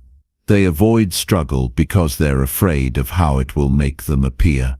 And that fear keeps them average. You can't impress people and grow at the same time. Choose growth. Your current limits aren't fixed. They're just the edge of your current pattern. But you can push that edge further, day by day, by leaning into the things that make you uncomfortable. That's how athletes train. That's how entrepreneurs build. That's how warriors sharpen themselves. They don't wait for motivation. They train through resistance. They get addicted to the process of becoming, not the comfort of staying the same. You want to be stronger, lift heavier thoughts, handle harder conversations, sit with your emotions instead of numbing them, wake up earlier than your excuses, show up on the days you feel weak. That's where strength is built, in the trenches of discomfort. You're not stuck because life is too hard. You're stuck because you've stopped challenging yourself. You've built a life around ease, around routine, around doing what feels familiar. And that comfort is now a cage. One that you have the key to, but the key only works if you're willing to unlock it with action. So start small. You don't need to flip your life overnight, but you need to move in the direction of challenge. Every day. Do one thing that stretches you, one thing that makes you uncomfortable, one thing that breaks your routine and forces you to rise. That's how you train your nervous system. That's how you build grit. That's how you rewire your brain to stop fearing discomfort and start embracing it. Because discomfort isn't your enemy. It's your teacher. It shows you where your work is, where your weakness hides, where your potential lives. And the more you lean into it, the more it rewards you, with strength, with clarity, with power. You'll never know who you really are until you challenge the version of you that's been coasting. You'll never feel fully alive until you stretch yourself so far that your old self can't follow you anymore. That's what transformation feels like. It feels like loss at first, loss of comfort, loss of certainty, loss of identity. But that's how rebirth begins. Every time you choose growth over comfort, you move closer to the person you were meant to be. Every time you take the harder path, you leave behind the version of you that was built on fear. And every step you take into the unknown, you collect power, experience, wisdom, resilience. Stop waiting for life to force you to grow. Force yourself. Decide right now that you're done living inside a comfort zone that no longer fits who you're becoming. Decide that you're going to seek challenge, not avoid it. That you're going to break the habits that keep you soft. That you're going to build yourself into someone who thrives under pressure, not someone who breaks when things get tough. And it won't be easy. But that's the point, because easy won't change you. Easy won't toughen you. Easy won't stretch you. And easy won't fulfill you. What fulfills you is knowing you gave your all, that you faced your fears, that you challenged your own story, and rewrote your identity through consistent uncomfortable action. That's what builds pride. That's what creates confidence. That's what makes life meaningful. You don't need a perfect plan. You don't need anyone's permission. You don't need to feel fearless. You just need to take the first step, and then the next one, and then the next, until you wake up one day and realize you've become someone powerful, disciplined, focused, and unrecognizable to your former self. That version of you, the one who shows up no matter what, the one who runs toward challenge instead of away from it. That version of you is waiting, but you'll never meet them if you keep choosing what's easy. So do it now, not tomorrow, not next week. Now push your limits, face the resistance, enter the discomfort, break the cycle, and keep going until comfort is no longer your default, but challenge is your new home. Because the more you choose growth, the more life opens up to you. New opportunities, new strength, new levels, but you only earn those levels by passing through the fire. You're not here to coast. You're here to conquer, to break barriers, to redefine what's possible. You've been given one shot at life. Don't waste it playing small just because small feels safe. Take the risk. Make the leap. Walk straight into the discomfort and let that be the place you finally wake up. Challenge your limits. Push past your comfort zone and watch how your entire life starts to transform before your eyes. Now go. Take the first step. Be bold. Be relentless. And never look back. Chapter 12. Create a routine that maximizes productivity and growth. You are not tired. You're just unorganized, undisciplined, and overwhelmed by a life you haven't structured to serve your potential. Every day you wake up with 100 things pulling at your attention. You check your phone. You scroll through chaos. You react. You chase time instead of leading it. And deep down you know something's wrong. You're not lazy. You just lack a system. You've never designed your days to reflect the greatness you're capable of. You let your hours slip by, hoping productivity will magically show up, hoping motivation will save you, but it won't. What will save you is a routine so intentional, so powerful, that it forces you to level up whether you feel like it or not. You can't grow if your life is built on randomness. You can't win if every day looks different, if every moment is decided by impulse, if every action is guided by mood instead of mission. Your routine is not a prison, it's your liberation. It's the difference between staying stuck and building a life of real progress. It's not about perfection, it's about rhythm, structure, clarity. It's about showing up so consistently that your future becomes inevitable. Let me tell you what nobody told you when you were lost. Your success is not waiting in a single lucky moment. It's hiding inside your daily habits. The boring ones, the disciplined ones, the ones nobody sees, the ones you don't post about.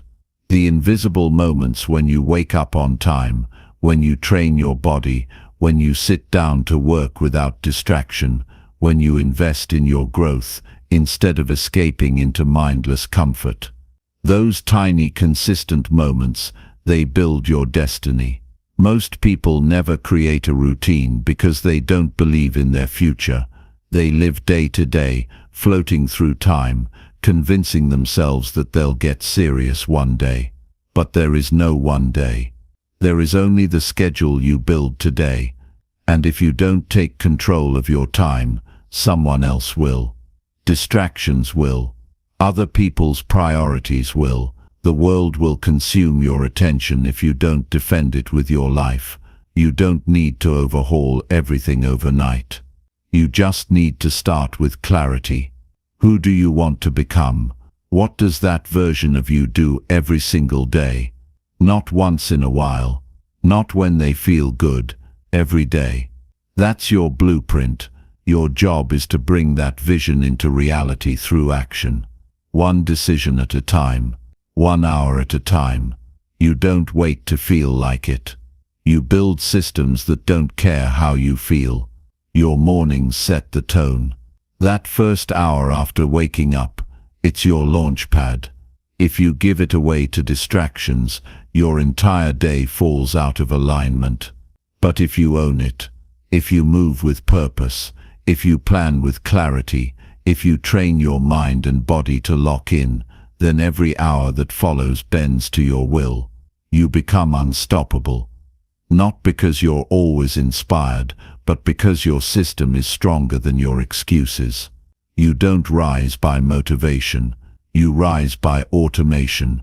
The person who gets more done isn't more talented. They've just built better habits. They've designed a life that aligns with their goals. They've created guardrails that keep them focused. You're not falling behind because you're incapable. You're falling behind because your routine is built on reaction instead of intention. Look at your schedule. Does it reflect your values, your ambition, your vision, or does it reflect your fear, your distraction, your uncertainty? Every minute you waste is a vote against the future you say you want. Every productive minute is a vote for it. The results don't lie. They're shaped by the invisible decisions you make every day when no one's watching. You need anchors, rituals, systems that simplify success. Stop relying on willpower. It runs out. Start building environments that make your best behaviors automatic. Keep your workspace clean. Turn off your phone when you work. Set alarms for your most important tasks. Block your calendar for focus time. Eliminate decisions that drain your mental energy. Design your life so well that success becomes the path of least resistance. And listen, life won't always go as planned. That's why your routine needs to be flexible, not fragile. Build it like a muscle, not a cage. Some days will go off track. That's normal, but you don't collapse. You reset. You return. Because discipline isn't about being perfect, it's about being committed. Productivity isn't about doing more, it's about doing what matters most, with consistency. And growth isn't about sudden change, it's about compounding small wins over time. Your routine should reflect both. Build time into your day for your body, your mind, your mission, even if it's 20 minutes. That's where momentum starts. That's where self-respect is forged. Not in the intensity but in the repetition. The most successful people in the world aren't magical. They're strategic. They guard their time like it's their most sacred resource, because it is. They wake up with purpose. They execute without needing constant inspiration. They've trained themselves to act. And the more they act, the more motivated they feel. Motivation follows action. Always. So what does your future self need from you right now? Discipline, simplicity, consistency. Cut the noise. Stop chasing hacks. Focus on a daily rhythm that supports who you want to become. Wake up. Move your body. Eat with intention. Block time for deep work. Review your goals. Read something that sharpens you. And end the day with reflection. That alone will separate you from 99% of people who live in chaos and confusion. You'll feel resistance at first.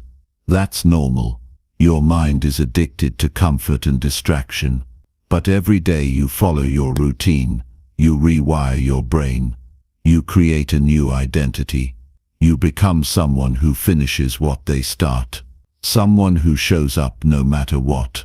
Someone who earns their success instead of waiting for it to arrive. The truth is, you don't need more time. You need better structure. You need fewer distractions. You need to stop saying yes to everything that steals your focus. Every time you pick up your phone when you should be working, every time you binge content instead of building your vision, you are trading long-term fulfillment for short-term stimulation. And it's killing your progress. Your routine is how you take your power back. It's how you reclaim your time. It's how you go from overwhelmed and reactive to calm and purposeful. And once you feel the freedom that structure gives you, you'll never go back to the chaos you used to call normal. Make your life predictable where it matters, so you can be powerful where it counts. A strong routine doesn't make life boring. It makes you unstoppable. It clears your mental fog. It sharpens your mind. It gives your day meaning and flow. You stop guessing what to do. You just do it. So starting today, stop waking up like it doesn't matter. Stop drifting. Stop hoping. And start building. Build a system that reflects your greatness. One that forces growth. One that multiplies your time. One that makes excuses irrelevant. Your future is waiting on the other side of structure. The version of you that crushes goals, that feels sharp and focused, that walks with purpose, that version only emerges when you create a routine that demands it. Build it now, protect it daily, and watch your life transform from chaos to clarity. Now is your time. Show up with discipline. Master your routine, and take back control of your days before they disappear. Chapter 13. Learn from failure and turn setbacks into growth opportunities. You didn't fail, you were forged. That moment when everything collapsed, when the dream slipped through your fingers, when the plan unraveled and the world felt cold and empty, that wasn't the end. That was your rebirth. And I need you to hear this now. Your setback wasn't a sign that you're not good enough. It was an invitation to become something greater than you've ever been. You weren't rejected. You were redirected. You weren't defeated. You were being prepared. Most people spend their lives avoiding failure, terrified of making a mistake, afraid of looking foolish, so they play it safe. They shrink their vision. They settle for comfort. But not you. You're here because there's something in you that refuses to settle. There's a part of you burning quietly in the dark that wants to rise, that wants to learn, that wants to take the hit and come back sharper, wiser, stronger. That's your true self. That's the part you need to trust, because failure doesn't destroy you. Hiding from it does. Denying it does. Avoiding it does. But when you face it, when you stand tall in the ashes of your disappointment and say, "What is this teaching me?" that's when you begin to grow in ways no success could ever offer. Think about it. Every person who ever accomplished anything real has fallen. They've been rejected, broken, embarrassed, mocked. They've doubted themselves, lost money, lost time, lost people. But the difference between them and the rest of the world is this: they didn't stay down, they didn't quit. They studied their fall, they extracted the lesson, they rebuilt with more wisdom, more hunger, more strategy. Your pain is not the enemy. Your pain is a messenger. It's trying to show you what needs to change. It's exposing the weakness in your mindset, the cracks in your process, the blind spots in your character. And if you're brave enough to look at it without flinching, it will give you power. You will see clearly. You will evolve. But most people don't want clarity. They want comfort. They want the illusion that everything's fine. They don't want to admit they messed up. They'd rather blame someone else, or worse, they blame themselves so brutally that they paralyze their own growth. That's not strength. That's fear wearing pride as a mask. You can't grow if you don't own your role in the fall. Owning it isn't weakness. It's freedom. When you say, "This happened, and I take responsibility," you stop waiting for the world to fix you. You step into control. You become the architect of your comeback. You stop being a victim and start becoming a creator. And from that place, nothing can stop you. Think of the strongest people you admire. Every one of them carries scars, emotional, financial, spiritual, and those scars, they don't make them weaker, they make them real. They've been in the arena, they've been bloodied, but they didn't retreat. They kept showing up. That's what makes them great. Not perfection, not ease, but resilience. You have to stop expecting the path to be clean. It won't be. Growth is messy. Becoming who you're meant to be is brutal. There will be days when you feel lost, when nothing works, when every effort seems pointless. But if you keep going, if you keep learning, adjusting, getting sharper, you will rise. You will outlast the struggle. You will earn a strength that no one can take from you. But it starts with a decision, a choice to reframe failure, not as a dead end, but as data, not as humiliation, but as instruction. Every failure you've had so far has been a classroom. Maybe the lesson was patience. Maybe it was preparation. Maybe it was humility. Maybe it was grit. But I promise you, if you study it, it will give you what you need. And here's the truth: most people miss failure as feedback. It's telling you where you are, out of alignment. It's pointing to what you need to sharpen. But only if you listen, only if you stop whining and start reflecting, only if you stop running and start analyzing. This is your edge, the ability to learn faster than everyone else. If you can look at your losses and see them as lessons, you accelerate your growth. You collapse the timeline. You become more intelligent, more self-aware, more unstoppable. While others waste time crying over their mistakes, you're turning them into weapons. That's how you win. Not by avoiding the fall, but by turning the fall into fuel. And let's talk about the emotional side, because failure doesn't just hurt your mind, it breaks your spirit. You start to question who you are. You wonder if you even deserve success. You compare yourself to others who seem ahead. You spiral into self-doubt. I get it. I've been there. But listen to me closely. That voice in your head telling you to quit, that's not truth. That's fear. That's fatigue. That's the residue of pain, not the reality of your potential. You are still capable, even when you feel broken, even when you feel behind, even when nothing makes sense. Especially then, because that's when your next level is being born. That's when your future self is watching, wondering, will you fight for me? Will you keep showing up when it's hard? Will you refuse to let this failure define you? Make the answer yes. Make the pain worth it. Make the setback your teacher, not your jailer. You don't grow by avoiding discomfort. You grow by leaning into it, by getting curious. What went wrong? What did I miss? Where was I unprepared? What belief did I hold that failed me? What strategy didn't work? And what will I try next? This is how you turn failure into transformation. This is how you rise when others stay stuck. And you don't need 100 wins. You need one insight, one breakthrough, one shift, one lesson from your failure that rewires your approach.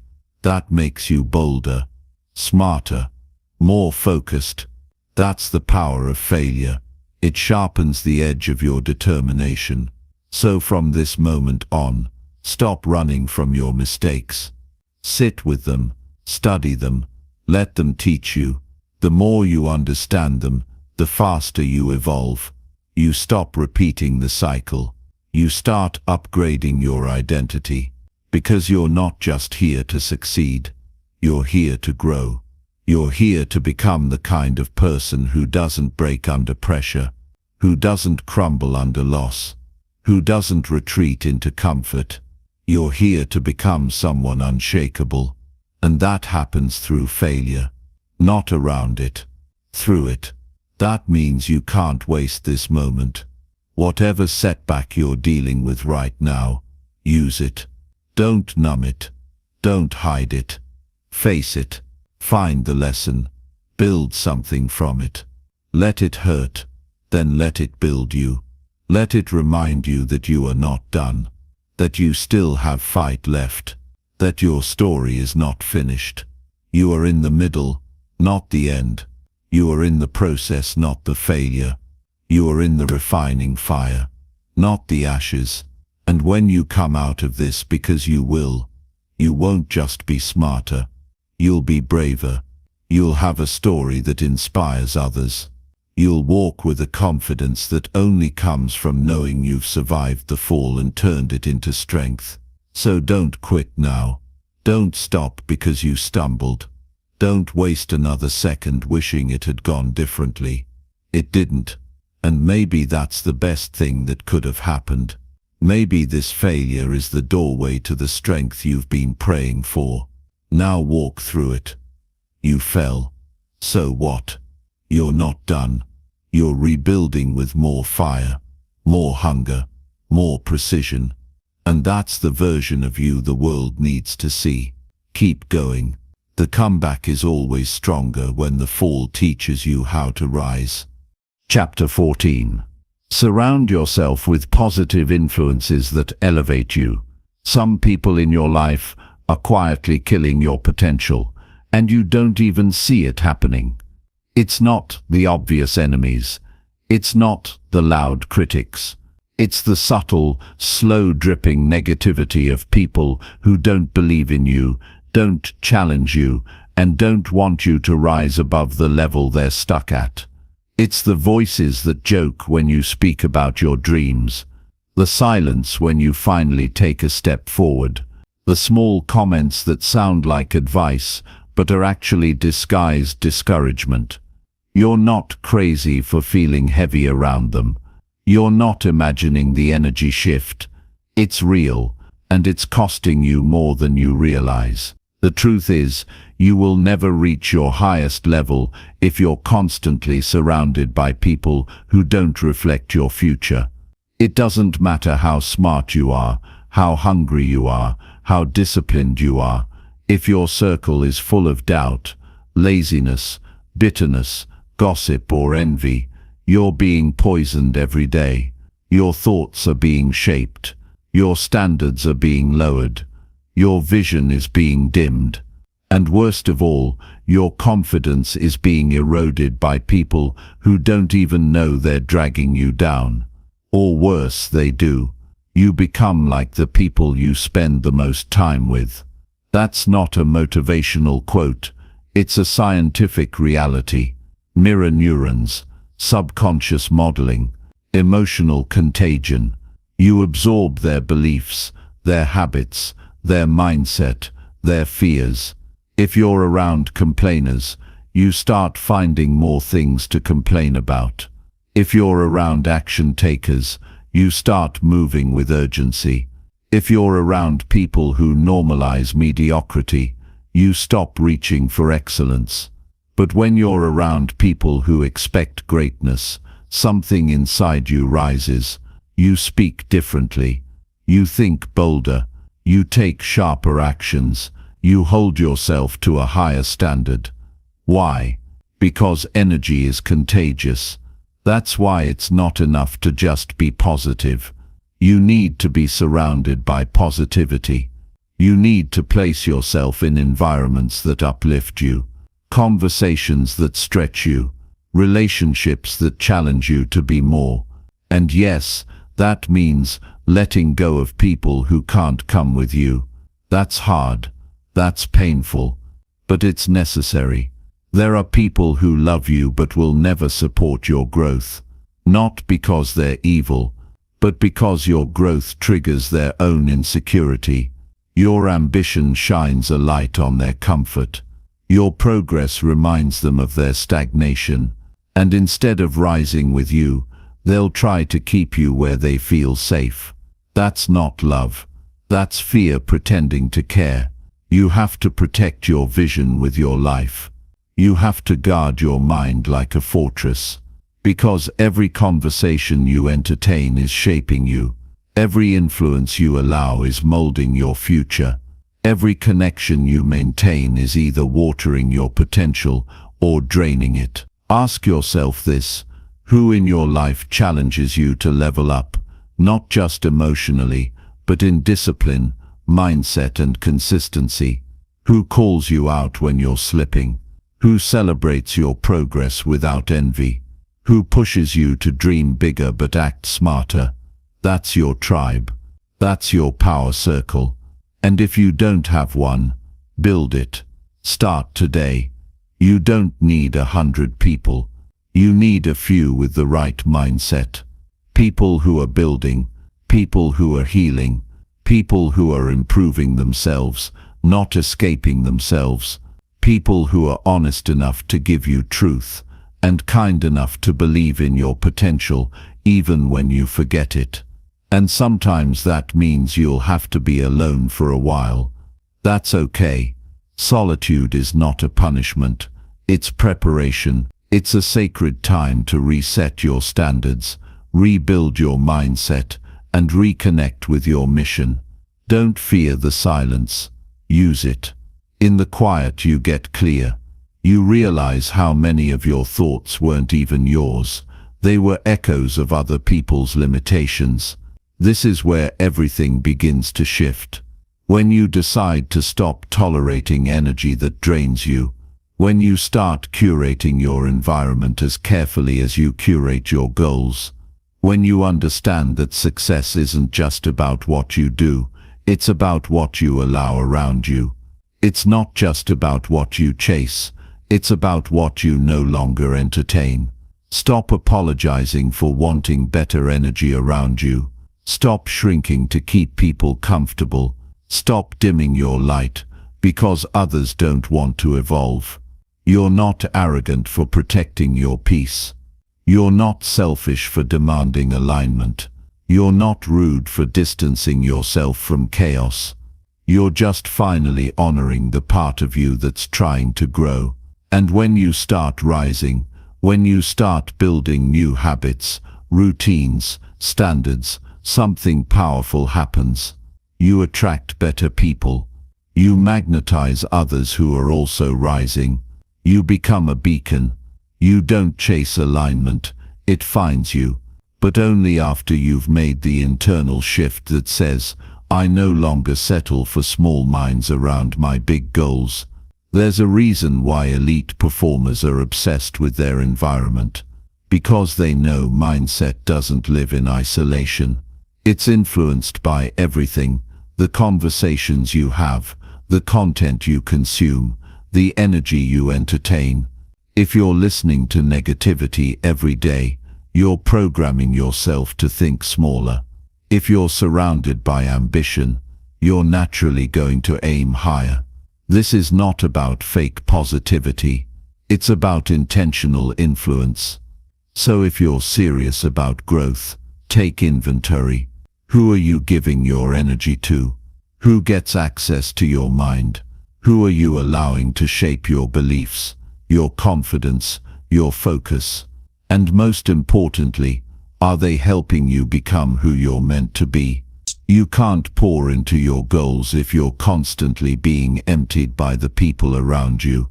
You can't stay consistent if your environment is full of distractions. You can't unlock your full power if your energy is being diluted by low-frequency influences. This is why discipline alone is not enough. You need alignment. You need reinforcement.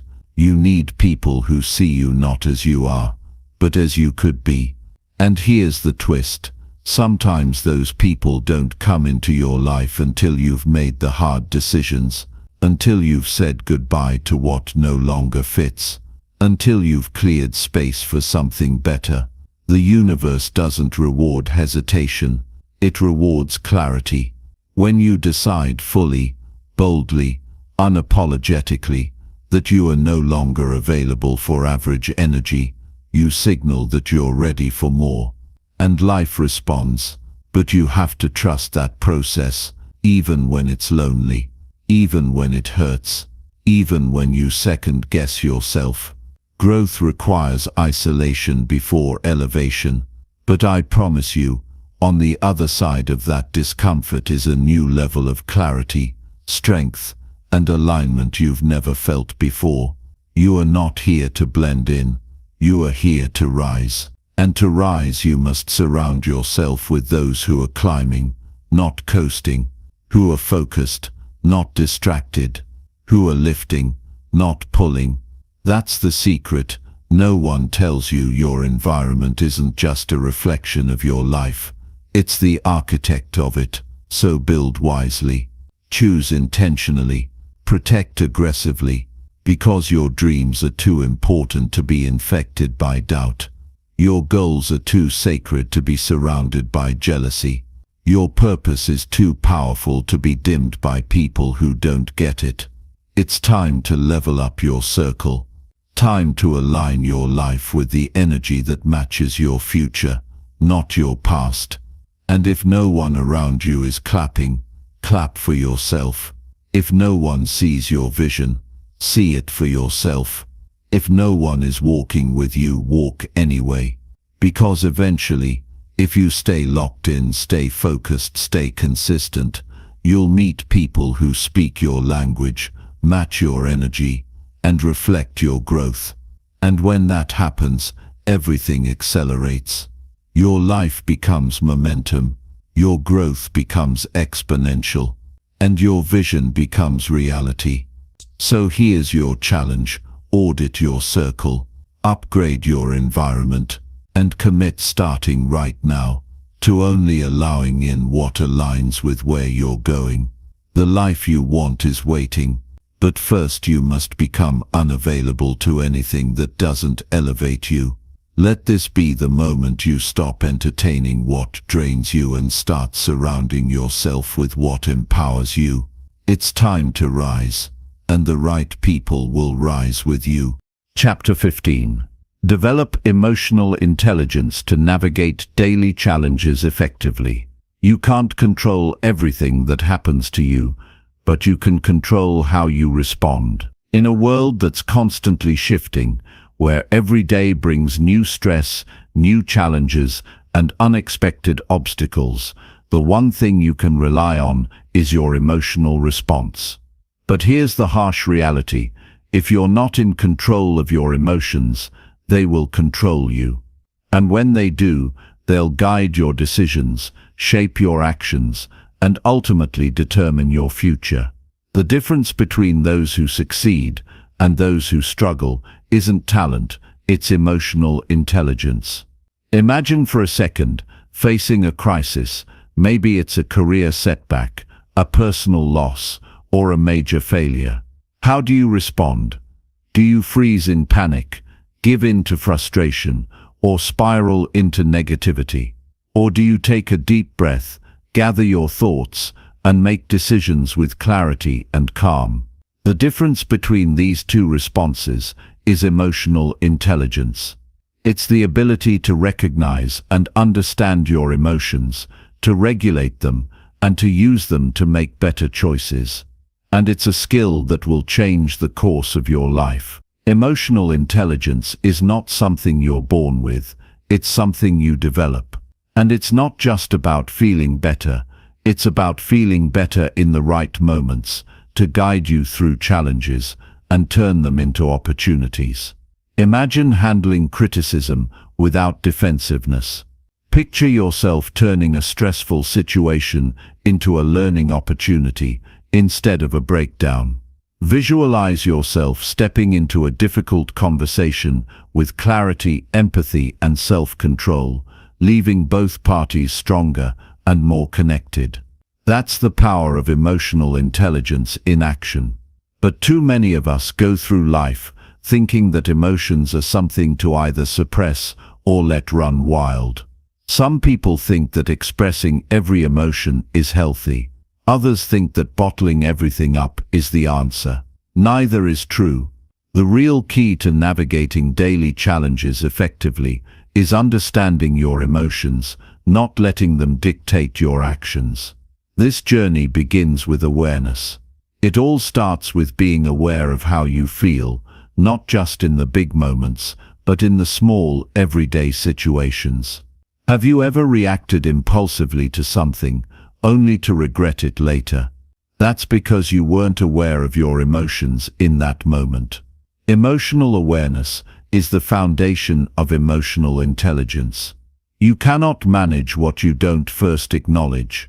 So the first step to mastering your emotions is simply noticing them. How do you feel in this moment? Are you stressed, angry, anxious, happy, or excited? What's happening inside you as you face life's challenges? But awareness alone isn't enough. The next step is regulation. Your emotions don't have to control you. You can take a pause, step back, and breathe before reacting. You can decide how you want to respond, rather than being swept up in the emotional tide. This doesn't mean suppressing your feelings or pretending everything's fine. It means acknowledging your feelings without letting them take over. When you practice emotional regulation, you create space between your emotions and your actions, giving you the power to choose your response consciously. Now, emotional intelligence isn't just about managing your emotions, it's also about understanding others. Think about the relationships in your life. Whether it's with a spouse, a colleague, a friend, or even a stranger, emotional intelligence allows you to connect on a deeper level. When you can read and understand others' emotions, you can respond with empathy, build stronger bonds, and resolve conflicts with grace. This skill is crucial in both personal and professional relationships because it helps you avoid misunderstandings, de-escalate tensions, and create harmonious interactions. But there's another layer to emotional intelligence that's just as important: using your emotions to fuel positive outcomes. Emotions like anger, frustration, or fear are often viewed as negative forces. But when harnessed correctly, these emotions can become powerful motivators for change. When you feel frustrated, it might be an indication that something isn't right, that you need to make a change. When you feel fear, it can signal that you're stepping into new territory, which is often where growth happens. By learning to use these emotions as signals instead of obstacles, you can transform them into energy that propels you forward rather than holding you back. If you can master emotional intelligence, you will be able to respond to life's inevitable challenges with a sense of control, clarity, and purpose. You'll be able to manage stress, communicate more effectively, and face obstacles without letting them derail your progress. You'll be able to build deeper, more meaningful relationships, and you'll find that your life begins to unfold in a more positive direction. The real power of emotional intelligence lies in its ability to guide you through life's toughest moments. It's what allows you to stay calm in a crisis, to keep perspective when things go wrong, and to make decisions that align with your best interests, rather than your impulses.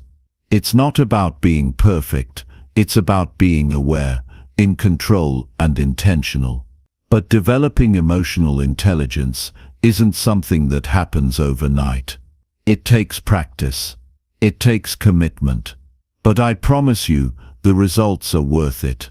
Imagine being able to face your challenges with calmness, composure, and confidence.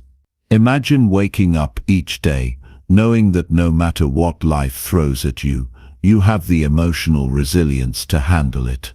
That's not just a dream, it's your potential. To get there, you need to make emotional intelligence a daily practice. Start by becoming aware of how you feel throughout the day.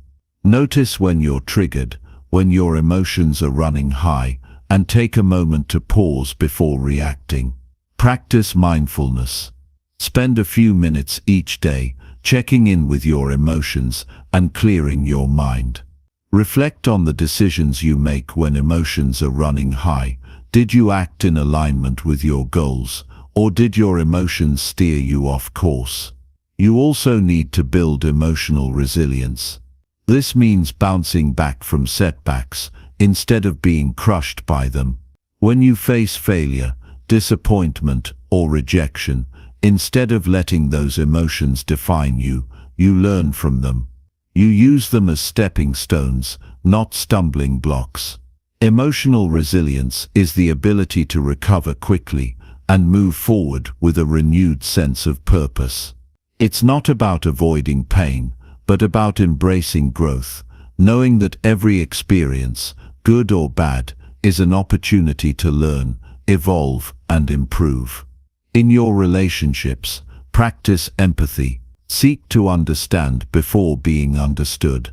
Listen actively, without judgment, and try to feel what the other person is feeling. Respond with compassion and understanding. When you communicate with emotional intelligence, you don't just exchange information, you build trust, respect, and deeper connections. And finally, be patient with yourself. Developing emotional intelligence is a lifelong journey. There will be times when you slip up, when emotions get the best of you, and when you react impulsively. That's okay. What matters is that you keep coming back to the practice.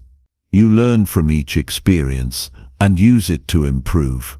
You don't let a momentary failure define you, you use it to fuel your growth. The challenges of life will never stop coming. But with emotional intelligence, you will have the tools to navigate them effectively. You will have the clarity to stay calm, the resilience to recover quickly, and the wisdom to respond with grace. Emotional intelligence isn't just about managing your feelings, it's about managing your life. So start now. Take the first step. Become more aware of your emotions. Practice regulation. Build resilience. Connect with others on a deeper level. And above all, remember that your emotional intelligence will be your most powerful tool as you rise above every challenge, turn setbacks into growth, and ultimately achieve the life you've always dreamed of. It's time to take control. It's time to grow emotionally. And it's time to unlock your true potential. Chapter 16. Cultivate gratitude to shift your focus to abundance. What if the key to unlocking the life you've always dreamed of has been right in front of you the whole time, and all it took was a simple shift in your mindset? Every day we wake up with countless opportunities, endless potential, and a world of abundance at our fingertips. Yet, too often, we get trapped in a cycle of scarcity, focusing on what we don't have, what's missing, and what's wrong. But here's the truth. The moment you start cultivating gratitude, everything changes. Gratitude doesn't just shift your focus, it transforms your entire experience of life. It opens the door to abundance that's been waiting for you. Imagine waking up every day feeling empowered, abundant, and filled with purpose. Imagine looking at your life and seeing blessings instead of burdens. That's the power of gratitude. It's not just a feel-good emotion. It's a practice that can change your entire perspective on life. And the best part, it's a choice you can make right now. Most people don't realize that we are conditioned to focus on what's missing in our lives. We've been trained to always want more, to always strive for something bigger, better, or different. And while ambition is important, when it overshadows your ability to appreciate what you have, it creates a sense of constant dissatisfaction. You might achieve your goals, but you'll never feel truly fulfilled. This is where gratitude steps in. Gratitude is the practice of noticing what's good, what's abundant, and what's working in your life right now. It's about shifting your focus from lack to plenty. And when you do this, you unlock an entirely new level of possibility. The universe operates on the principle of energy. What you focus on expands. So when you focus on the good in your life, when you choose to be grateful for what you already have, you begin to attract more of that goodness. It's a simple yet profound law of attraction that can radically change your life. Let me tell you a story. There was a man, much like you, who was stuck in the cycle of dissatisfaction. He was always chasing the next big thing, always thinking about what he didn't have, and always frustrated with what he hadn't yet achieved. No matter how successful he became, it never felt like enough. One day, he decided to try something different. He started practicing gratitude. At first it felt strange. He wasn't used to focusing on what was good in his life. But he persisted. Every morning, he made a list of 3 things he was grateful for, and slowly but surely, something shifted. He began to notice how much he already had. The relationships in his life, the opportunities that had come his way, the small moments of joy he had been overlooking. As he continued to cultivate gratitude, his life began to change. He didn't need to chase success as desperately anymore. He didn't feel constantly dissatisfied. Instead, he began to see the abundance in his life. And the more he focused on that abundance, the more it grew. New opportunities appeared. His relationships deepened. And most importantly, he felt a sense of peace and fulfillment he had never known before. This man discovered a profound truth. Abundance is not something you acquire, it's something you recognize. It's already there, but you have to open your eyes to see it. Gratitude is the lens through which you begin to see the richness of your life. It's not about denying your challenges or pretending everything is perfect. It's about acknowledging the goodness that's already present in the midst of it all. So how do you cultivate gratitude in a world that constantly pushes you to want more? It starts with a mindset shift. Instead of focusing on the next goal or the next accomplishment, take a moment to look at what you have right now. The relationships you cherish, the lessons you've learned, the health you possess, the roof over your head, all of these things are worthy of gratitude. In fact, the more you practice gratitude, the more you'll see how much there is to be thankful for. But here's the secret. Gratitude isn't just about feeling thankful. It's about actively focusing on the good and choosing to appreciate it every day. It's about training your mind to see opportunity in every challenge, to find the lesson in every hardship, and to recognize the gifts in every moment. The more you practice this, the more your brain rewires itself to focus on abundance instead of lack. When you make gratitude a habit, you begin to see your life in a completely new light. You stop measuring your worth by what you don't have and start measuring it by what you do. You stop waiting for the next thing to happen to feel happy and begin finding joy in the present moment. This is the magic of gratitude. It shifts your energy from scarcity to abundance, from lack to plenty, from struggle to flow. But there's more. Gratitude is a powerful tool for overcoming adversity. When you face challenges, it's easy to get bogged down by negativity and despair. But when you practice gratitude, you can find strength in the midst of difficulty. You begin to see challenges not as setbacks, but as opportunities for growth. You start to understand that every obstacle is a stepping stone toward becoming the person you're meant to be. Gratitude doesn't just change your perspective, it gives you the resilience to keep moving forward, even when times are tough. The greatest part about gratitude is that it's not a passive experience, it's an active choice. Every day, you can decide how you want to perceive your life. You can choose to focus on what's missing, or you can choose to focus on what's already here. You can choose to dwell on the challenges, or you can choose to find the blessings in the struggle. This decision is entirely up to you. And here's the thing, gratitude doesn't just make you feel better, it actually makes you better. Studies have shown that people who practice gratitude regularly experience greater levels of happiness, better physical health, and stronger relationships. They are more resilient in the face of stress, more compassionate toward others, and more likely to achieve their goals. When you focus on what you already have, you stop sabotaging your own happiness. You begin to attract the people, opportunities, and circumstances that align with your abundance mindset. It's time to change your focus. It's time to shift your perspective. Gratitude is the key to unlocking the abundance that's waiting for you. You have the power to transform your life simply by choosing to focus on what's already here. So take a moment right now, wherever you are, and reflect on all the things you're grateful for. Big or small, these things matter. Your life is already rich with abundance. You just need to open your eyes and see it. Start today. Make gratitude your practice. Begin every morning by writing down 3 things you're thankful for. Feel the energy of gratitude in your heart. Let it fill you up. Carry it with you throughout the day, and notice how it changes your interactions, your mindset, and your life.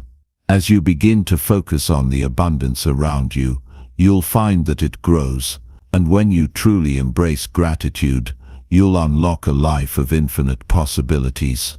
Remember, abundance isn't something you have to chase, it's something you get to recognize and embrace. And it starts with a simple shift in your mindset. The more grateful you are for what you have, the more the universe will give you to be grateful for. You just have to open your heart and let it in. So take action now.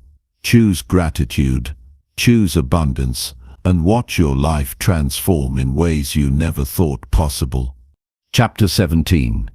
Take ownership of your time and prioritize effectively. Every minute you waste is a minute you can never get back. It's a powerful truth that most people ignore until it's too late. We all have the same 24 hours in a day, yet some people achieve incredible success while others remain stuck. The difference, how they choose to use their time. Time is the most precious resource we have, and once it's gone forever. The question is, how are you spending yours? Too often, we let time slip through our fingers. We get distracted by trivial things, we put off what matters most, and we allow others to control our schedules. The result is a life that feels out of control, with too many moments spent on things that don't move us closer to our goals. But the moment you take ownership of your time, everything changes. The key to achieving anything you want in life, whether it's success, fulfillment, or personal growth, is learning how to prioritize your time effectively. Imagine waking up every day with a clear sense of purpose, knowing exactly what you need to do to move forward. Imagine being in control of your time, rather than letting your time control you. This isn't some far-off dream, it's entirely possible.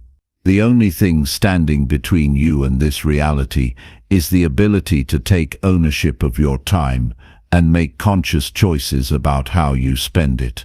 And once you master this, you unlock the power to design your life the way you want it. Most people live their lives on autopilot. They wake up, check their phones, scroll through social media, and go through the motions of the day without ever thinking about how they're spending their time. They let external forces dictate their schedules, whether it's the demands of work, the needs of others, or the constant pull of distractions. This is not ownership. This is living in reaction to the world instead of creating your own reality. When you give your time away to distractions or things that don't align with your goals, you're surrendering control over the most valuable resource you have. Taking ownership of your time means making deliberate, conscious decisions about how you spend each moment. It means saying no to distractions and yes to what truly matters. It means creating a schedule that aligns with your values and your goals, rather than letting the demands of others dictate your life. It's about recognizing that your time is your most valuable asset, and you can't afford to waste it. So, how do you begin to take ownership of your time? It starts with a simple shift in mindset. You need to understand that time isn't something that just happens to you. You can't control the hours in a day, but you can control how you use them. It's all about intentionality. When you begin to live with intention, you stop reacting to life and start creating it. The first step in taking ownership of your time is understanding your priorities. What truly matters to you? What are the things that are most important in your life? You need to get clear on your values and your goals. If you don't know what's important, how can you possibly prioritize it? Too many people spend their time chasing things that don't align with their true desires. They go after the wrong things because they haven't taken the time to clarify what really matters. Once you know what's important, it's time to start saying no to everything else. This is where most people struggle. We have a hard time saying no to distractions, to commitments that don't serve us, or to things that are good enough but not great. But if you want to take control of your time, you must get comfortable with saying no. Every time you say yes to something that doesn't align with your goals, you're saying no to something that does. This is a powerful truth. When you say yes to the things that truly matter, you create space for the things that will move you forward. You stop filling your day with trivial tasks and start focusing on what will have the biggest impact. Prioritizing means putting your energy into the areas that will bring you the most reward. It's about doing the hard work now so that you can reap the benefits later. But it's not enough to just say no. You also need to create a system for managing your time. This is where planning and scheduling come in. Time management isn't about rigidly filling every minute of your day. It's about creating a framework that allows you to make the most of your time. It's about setting aside time for your priorities, whether that's work, family, self-care, or personal growth.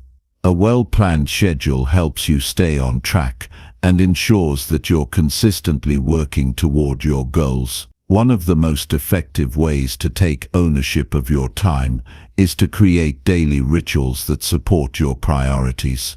What are the habits that will set you up for success? These could be as simple as morning routines, dedicated work hours, or time blocks for exercise and relaxation. When you establish these rituals, you take control of your day instead of letting the day control you. You're no longer just reacting to what comes your way, you're actively shaping your day to serve your goals. But even with a plan in place, you're still going to face distractions. Life has a way of throwing unexpected challenges and interruptions your way. The key is to stay focused on your priorities, no matter what. When distractions come up, acknowledge them, but don't let them derail you. You can't avoid all distractions, but you can control how you respond to them. The more you practice staying focused on your goals, the easier it becomes to ignore the things that don't matter. Taking ownership of your time also means being mindful of how you spend your energy. Time is not the only thing you have to manage, it's your energy too. You can't give 100% of your time to something if you don't have the energy to back it up. That's why it's crucial to prioritize self-care and make time for rest. When you're physically and mentally drained, you're not going to be effective in anything you do. Taking care of yourself is not selfish, it's essential for your success. Another important aspect of owning your time is learning to focus on the present moment. We often waste time worrying about the future or regretting the past, but the only time we truly have is now. When you learn to focus on the present, you make the most of each moment. You become more productive, more engaged, and more present in everything you do. The present moment is where your power lies. But ownership doesn't just stop with the day-to-day management of time. It extends to long-term planning as well. You need to set big, audacious goals that align with your values, and then break those goals down into smaller, actionable steps. When you have a clear vision for your future, you're more motivated to take control of your time. Every day becomes a stepping stone toward that bigger vision, and you'll find it easier to stay disciplined and focused on the long-term rewards. Here's the truth. Time is not something you can afford to waste. Once it's gone, it's gone. But when you take ownership of your time, you take ownership of your life. You stop letting external forces dictate your schedule, and you start living with intention. You prioritize what matters most, and you make time for the things that will bring you the most fulfillment. So ask yourself, what are you waiting for? Every day is an opportunity to take ownership of your time and shape your future. The power is in your hands. You can keep letting time slip away, or you can start using it to create the life you've always wanted. The choice is yours. Take control of your time, prioritize what matters, and watch how your life transforms. The future you desire is within reach, and it all starts with taking ownership of your most precious resource. Time is yours. Use it wisely. Chapter 18. Build confidence by celebrating small wins every day. You're one win away from changing everything. What if I told you that the secret to unstoppable confidence isn't some grand achievement, but the small, seemingly insignificant victories you experience every single day? That's right. Every time you get up and do something, no matter how small, you're stacking the building blocks of a future filled with power, self-assurance, and success. But here's the catch. Most people overlook these small wins. They're so focused on the big, flashy results that they forget to celebrate the small steps. Yet, those small steps are the ones that lead to real, lasting confidence. The reason confidence is so elusive for many people is that they tie it only to the big moments, the promotions, the major accomplishments, the moments when they're validated by others. But confidence isn't something that appears out of nowhere. It's built, day by day, through the simple act of recognizing your progress and acknowledging your victories. Every little thing you do right is a step toward greatness. Every moment of effort, no matter how small it seems in the moment, is a win. The trick is learning to recognize those wins and celebrating them. Here's why small wins are so powerful: they compound. When you celebrate the little victories, you're building a positive feedback loop that propels you forward. The more you recognize your progress, the more motivated you become. You start to trust yourself more. You start to feel like you're capable of handling anything that comes your way. It's not about waiting for the big win. It's about learning to appreciate the progress you're making in real time. But let's be honest, celebrating small wins isn't always easy. It's easy to dismiss them, to think they're not important enough to acknowledge. We live in a world that's obsessed with instant gratification and monumental success. Social media shows us highlight reels of other people's victories, making us feel like we're not doing enough or moving fast enough. We start to believe that we need to accomplish something massive to feel proud of ourselves. But that's a dangerous mindset. It keeps you stuck in a cycle of self-doubt, always chasing something bigger, always feeling like you're not enough. What if I told you that the key to unlocking your true confidence lies in learning to celebrate the small wins, those quiet moments of progress that no one else may even notice? It's about shifting your focus from what you haven't done yet to what you've already accomplished. Think about your day-to-day life. How many moments have you had where you've done something right? Maybe you woke up early and stuck to your routine. Maybe you completed a task at work that's been on your mind for days. Maybe you resisted the temptation to give in to negative self-talk and chose to push forward instead. These are victories, but too often we brush them off. We think, that wasn't a big deal, or I should have done more. But the truth is, those small wins are the key to building unshakable confidence. The reason they're so important is that they're proof of your capability. Every small win you celebrate is a reminder that you're making progress, that you're capable of achieving the things you set out to do. And over time, these little victories add up to something huge. They create momentum, and momentum is one of the most powerful forces in life. When you're moving forward, even in small increments, you build confidence naturally. Think about how you feel when you've accomplished something, no matter how small. There's a sense of pride, right? That feeling is what confidence is made of. And the more you experience it, the more it becomes ingrained in your sense of self. You start to believe that you can handle anything. You start to trust your abilities more. Confidence isn't some magical feeling that appears overnight. It's the product of consistent effort, and it's built through small wins that you celebrate every single day. But here's the catch: you need to consciously choose to celebrate your small wins. It's not enough to just acknowledge them in passing. You have to take the time to genuinely recognize and honor them. Whether it's taking a moment to smile at yourself in the mirror, saying well done when you complete a task, or rewarding yourself with a little treat, these small moments of acknowledgement are what make all the difference.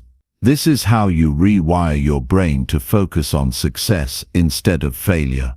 Every time you celebrate a small win, you're training your mind to look for evidence of progress. Instead of focusing on what's wrong, you start focusing on what's right. And over time, this shift in focus will transform your mindset. You'll stop doubting yourself and start believing that you are capable of achieving anything you set your mind to. Now you might be thinking, that's all well and good, but what if my wins don't feel big enough to celebrate? Here's the truth: there is no such thing as a small win. Every step forward, no matter how small, is proof that you're moving in the right direction. If you've ever run a race, you know that it's not the finish line that makes the difference, it's the first step. Every step you take is a victory, because it's one step closer to your goal. The power of small wins lies in their ability to build self-trust. When you acknowledge your progress, you send a message to yourself that says, "I can do this." This builds confidence because it shifts your focus from what you haven't accomplished yet to what you've already achieved. It reminds you that you're capable and that your efforts are not in vain. And when you feel like your efforts are paying off, it's easier to keep going. But let's dig deeper. What happens when you don't celebrate those small wins? When you ignore them or downplay them, you start to feel like you're not making progress, even though you are. You start to believe that you're stuck or that nothing is changing. This creates a sense of frustration, and over time, it chips away at your confidence. You start to question your abilities and wonder if you're ever going to reach your goals. But the truth is, you are making progress. It's just that you're not paying attention to the evidence right in front of you. So how can you start celebrating small wins today? It starts with being mindful of your progress. Look for the moments where you've done something right, no matter how small. When you catch yourself making progress, take a moment to acknowledge it. Say to yourself, "I did that." Feel the pride in that moment. You don't need to wait for someone else to tell you that you've done a good job. You can be your own biggest cheerleader. You might also want to keep a journal where you write down your wins each day. This practice helps you keep track of your progress and gives you something to look back on when you're feeling discouraged. When you see all the small wins you've accumulated, you'll be reminded of just how much you've achieved. In the end, the secret to building confidence is simple. Start celebrating the small wins. Every time you acknowledge your progress, you're building the foundation for unshakable self-belief. You're training your mind to focus on success, not failure. And over time, this practice will transform you into someone who is confident, capable, and unstoppable. So let me ask you, what small win are you going to celebrate today? Don't wait for the big moment. Don't wait for someone else to tell you that you've done well. Take control and celebrate your progress now. Because when you do, you're not just acknowledging a win, you're building the confidence to take on the world. Chapter 19. Reflect daily on your actions to ensure continuous improvement. Every single action you take today shapes the person you'll become tomorrow. You might think that the big decisions, the monumental moments, are what define your life. But the truth is, it's the little everyday actions that truly shape who you are. Every choice, every movement, every word is an opportunity to either strengthen your path or derail it. If you're not reflecting on your actions daily, you're missing out on the chance to ensure that your life is heading in the direction you want. Most people go through their days on autopilot, reacting to situations rather than consciously shaping their outcomes. They wake up, go through their routine, check off tasks, and by the end of the day, they've done everything they had to do, but haven't thought about why or how they did it. When you don't reflect on your actions, you miss the opportunity to learn from them. You miss the chance to adjust, to fine-tune your approach, and to continue growing. Without reflection, you're not just stagnating, you're losing ground. But with a daily practice of reflection, you unlock a powerful tool for self-improvement that allows you to constantly evolve, improve, and get closer to the person you're meant to become. Reflection is not just about looking back, it's about looking back with purpose, with an intent to learn and grow. It's the habit of turning each day into an opportunity to become better, stronger, and more aligned with your goals. When you reflect, you create a moment of pause, a space between your actions and the results they generate. This space allows you to evaluate, adjust, and refine your approach, ensuring that you're not wasting time on actions that don't serve you. When you make a habit of reflecting daily, you open the door to continuous improvement. Every day becomes an opportunity to course correct. Every mistake becomes a lesson rather than a failure. Every victory, no matter how small, becomes a building block for greater success. This practice doesn't just help you in achieving goals, it transforms the way you live your life. Reflection is not about judging yourself harshly or criticizing your choices. It's about learning from your experiences, recognizing where you can improve, and celebrating the progress you've made. It's about treating yourself with kindness while also holding yourself accountable.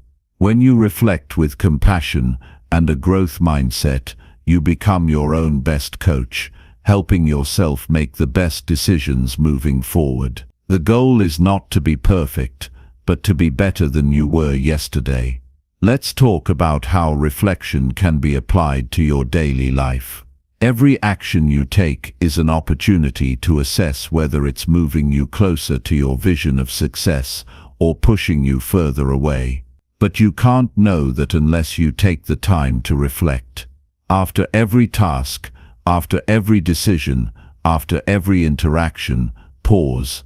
Ask yourself, how did I do? Did my actions align with my goals? How did I feel about this moment? What did I learn? How can I improve next time? The answers to these questions don't need to be complex. Sometimes, it's as simple as realizing that a task could have been done more efficiently, or that you let your emotions get the best of you in a conversation. Maybe you notice that you took a positive action toward your goal, and you should celebrate that. The key is to become conscious of your choices and to recognize the power you have to change and grow. With reflection, you begin to understand the impact of every action, and with that understanding, you gain control over your trajectory. One of the most powerful aspects of daily reflection is that it gives you insight into your habits, both the ones that serve you and the ones that hinder you. When you reflect, you can ask yourself, what did I do today that pushed me forward? And just as importantly, what did I do that held me back? It's in these moments that you begin to notice patterns. Maybe you procrastinated on something that matters to you. Maybe you responded impulsively to a challenge instead of staying calm. Perhaps you wasted time on something that wasn't aligned with your goals. Recognizing these patterns is the first step in breaking old habits and replacing them with ones that lead you towards success. But it's not just about looking for problems. Reflection is also about acknowledging your strengths and successes. We often get so caught up in what we haven't done that we forget to celebrate what we have accomplished. Every day has its wins, no matter how small. Maybe you handled a tough situation with grace. Maybe you stuck to your plan, even when it was hard. Maybe you made progress on a project that's important to you. By reflecting on these moments, you reinforce your confidence and motivation. When you see the results of your efforts, you get the energy to keep going. But don't mistake reflection for complacency. It's easy to get comfortable once you've identified your strengths.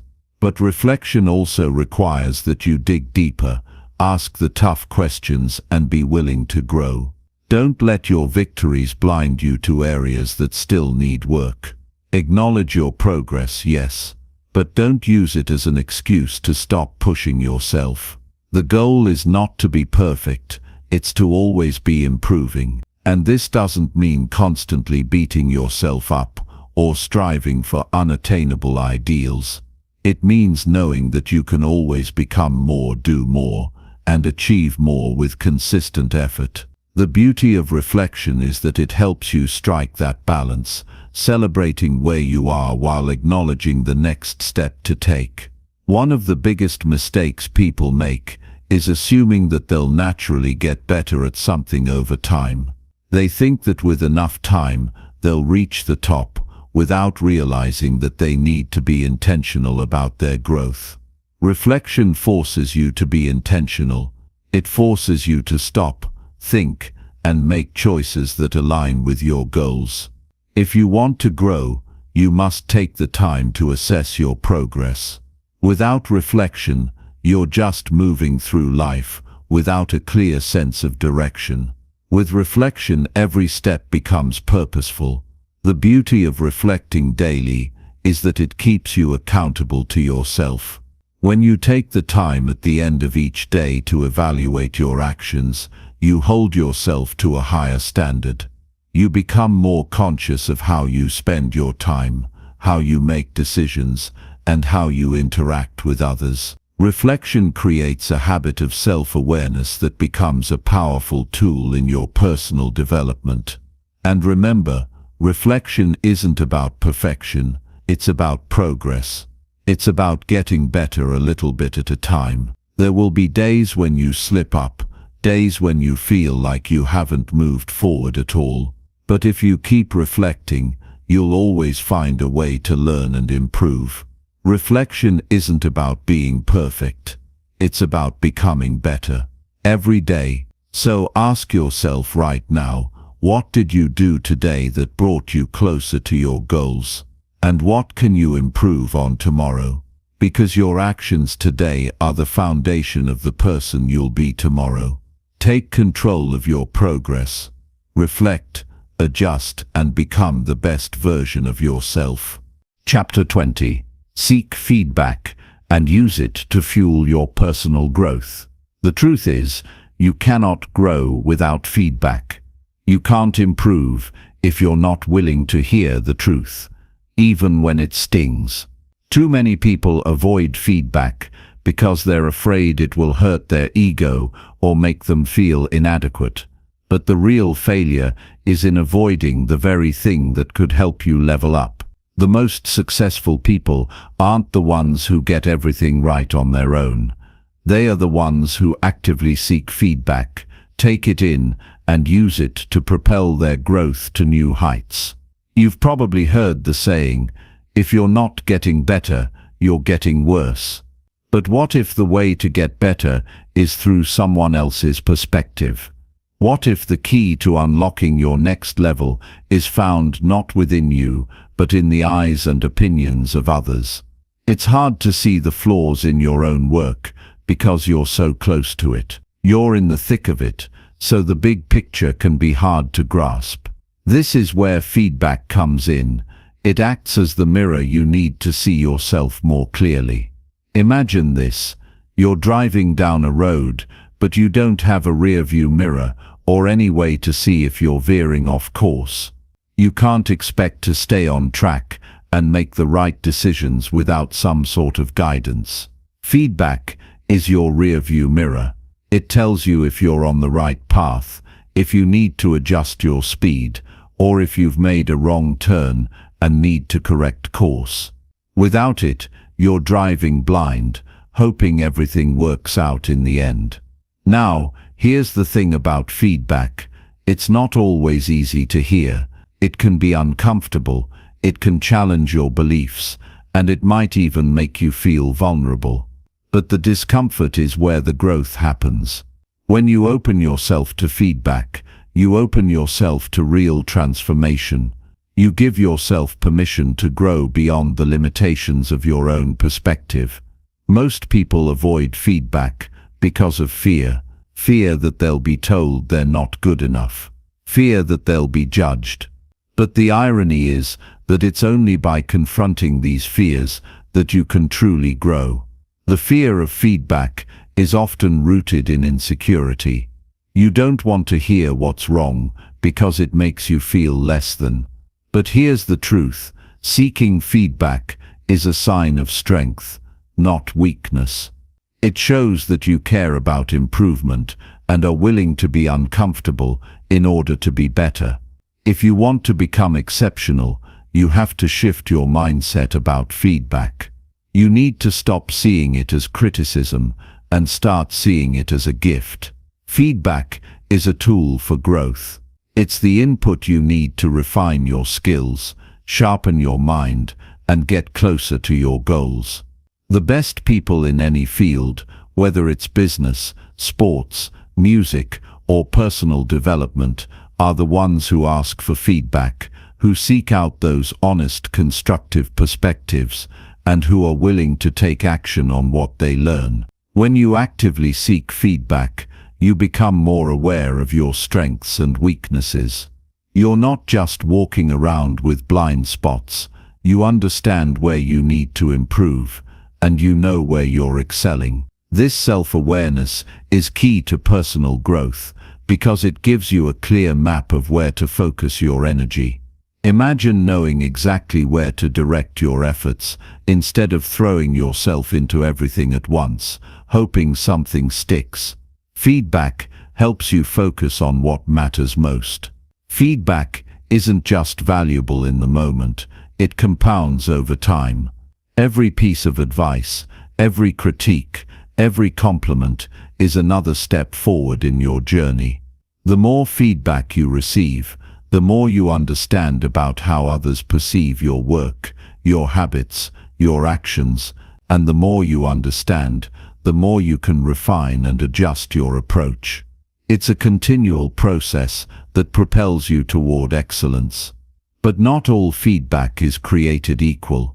You can't just accept anything from anyone. You need to seek feedback from people who have a genuine desire to help you grow, people who are invested in your success. You don't need validation from everyone. In fact, getting feedback from those who have already walked the path you want to take is far more valuable than the opinions of people who haven't. Find mentors, coaches, or peers who understand your journey and are willing to provide honest, constructive criticism that will help you improve. Once you've found the right sources of feedback, you must learn how to receive it. Sometimes feedback will come in the form of praise, and that's great. But often, it will come as constructive criticism, and that's where things can get tricky. Instead of getting defensive or dismissing the feedback, take a deep breath and process it. Remember, it's not about you as a person, it's about your actions or your approach. When someone gives you feedback, they're not attacking you, they're helping you see what you might be missing. The sooner you let go of your ego, the sooner you'll be able to see the value in their words. This leads to the next step, using the feedback to fuel your growth. Feedback is useless if you don't take action on it. It's not enough to just hear it and nod along. You have to do something with it. When someone tells you that your communication style is unclear, take the time to improve how you present your ideas. If someone points out that you're not prioritizing your tasks effectively, implement a system that helps you stay on track. Every piece of feedback is an opportunity to evolve, to take a step closer to your goals. And remember, feedback isn't a one-time thing, it's a continuous cycle. After you've made adjustments based on the feedback you've received, seek more feedback to see how you're doing. Have you improved? Are you on the right track? What's working and what needs more attention? This cycle of receiving, reflecting, and acting on feedback will keep you in a constant state of growth. At the end of the day, personal growth is about being open to learning. You can't grow if you think you already know it all. You can't improve if you're not willing to listen, reflect, and adapt. Feedback is a powerful tool that enables you to do just that. It's an invitation to become more, to see yourself through the eyes of others, and to make the necessary changes to improve. Feedback is your key to becoming the best version of yourself.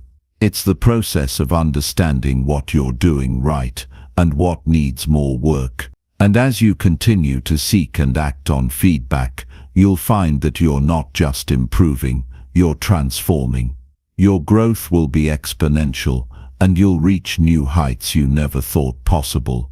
So, ask yourself, when was the last time you sought feedback from someone? Are you truly open to receiving it, even when it's uncomfortable? Start seeking feedback today and let it fuel your growth. Your future self will thank you.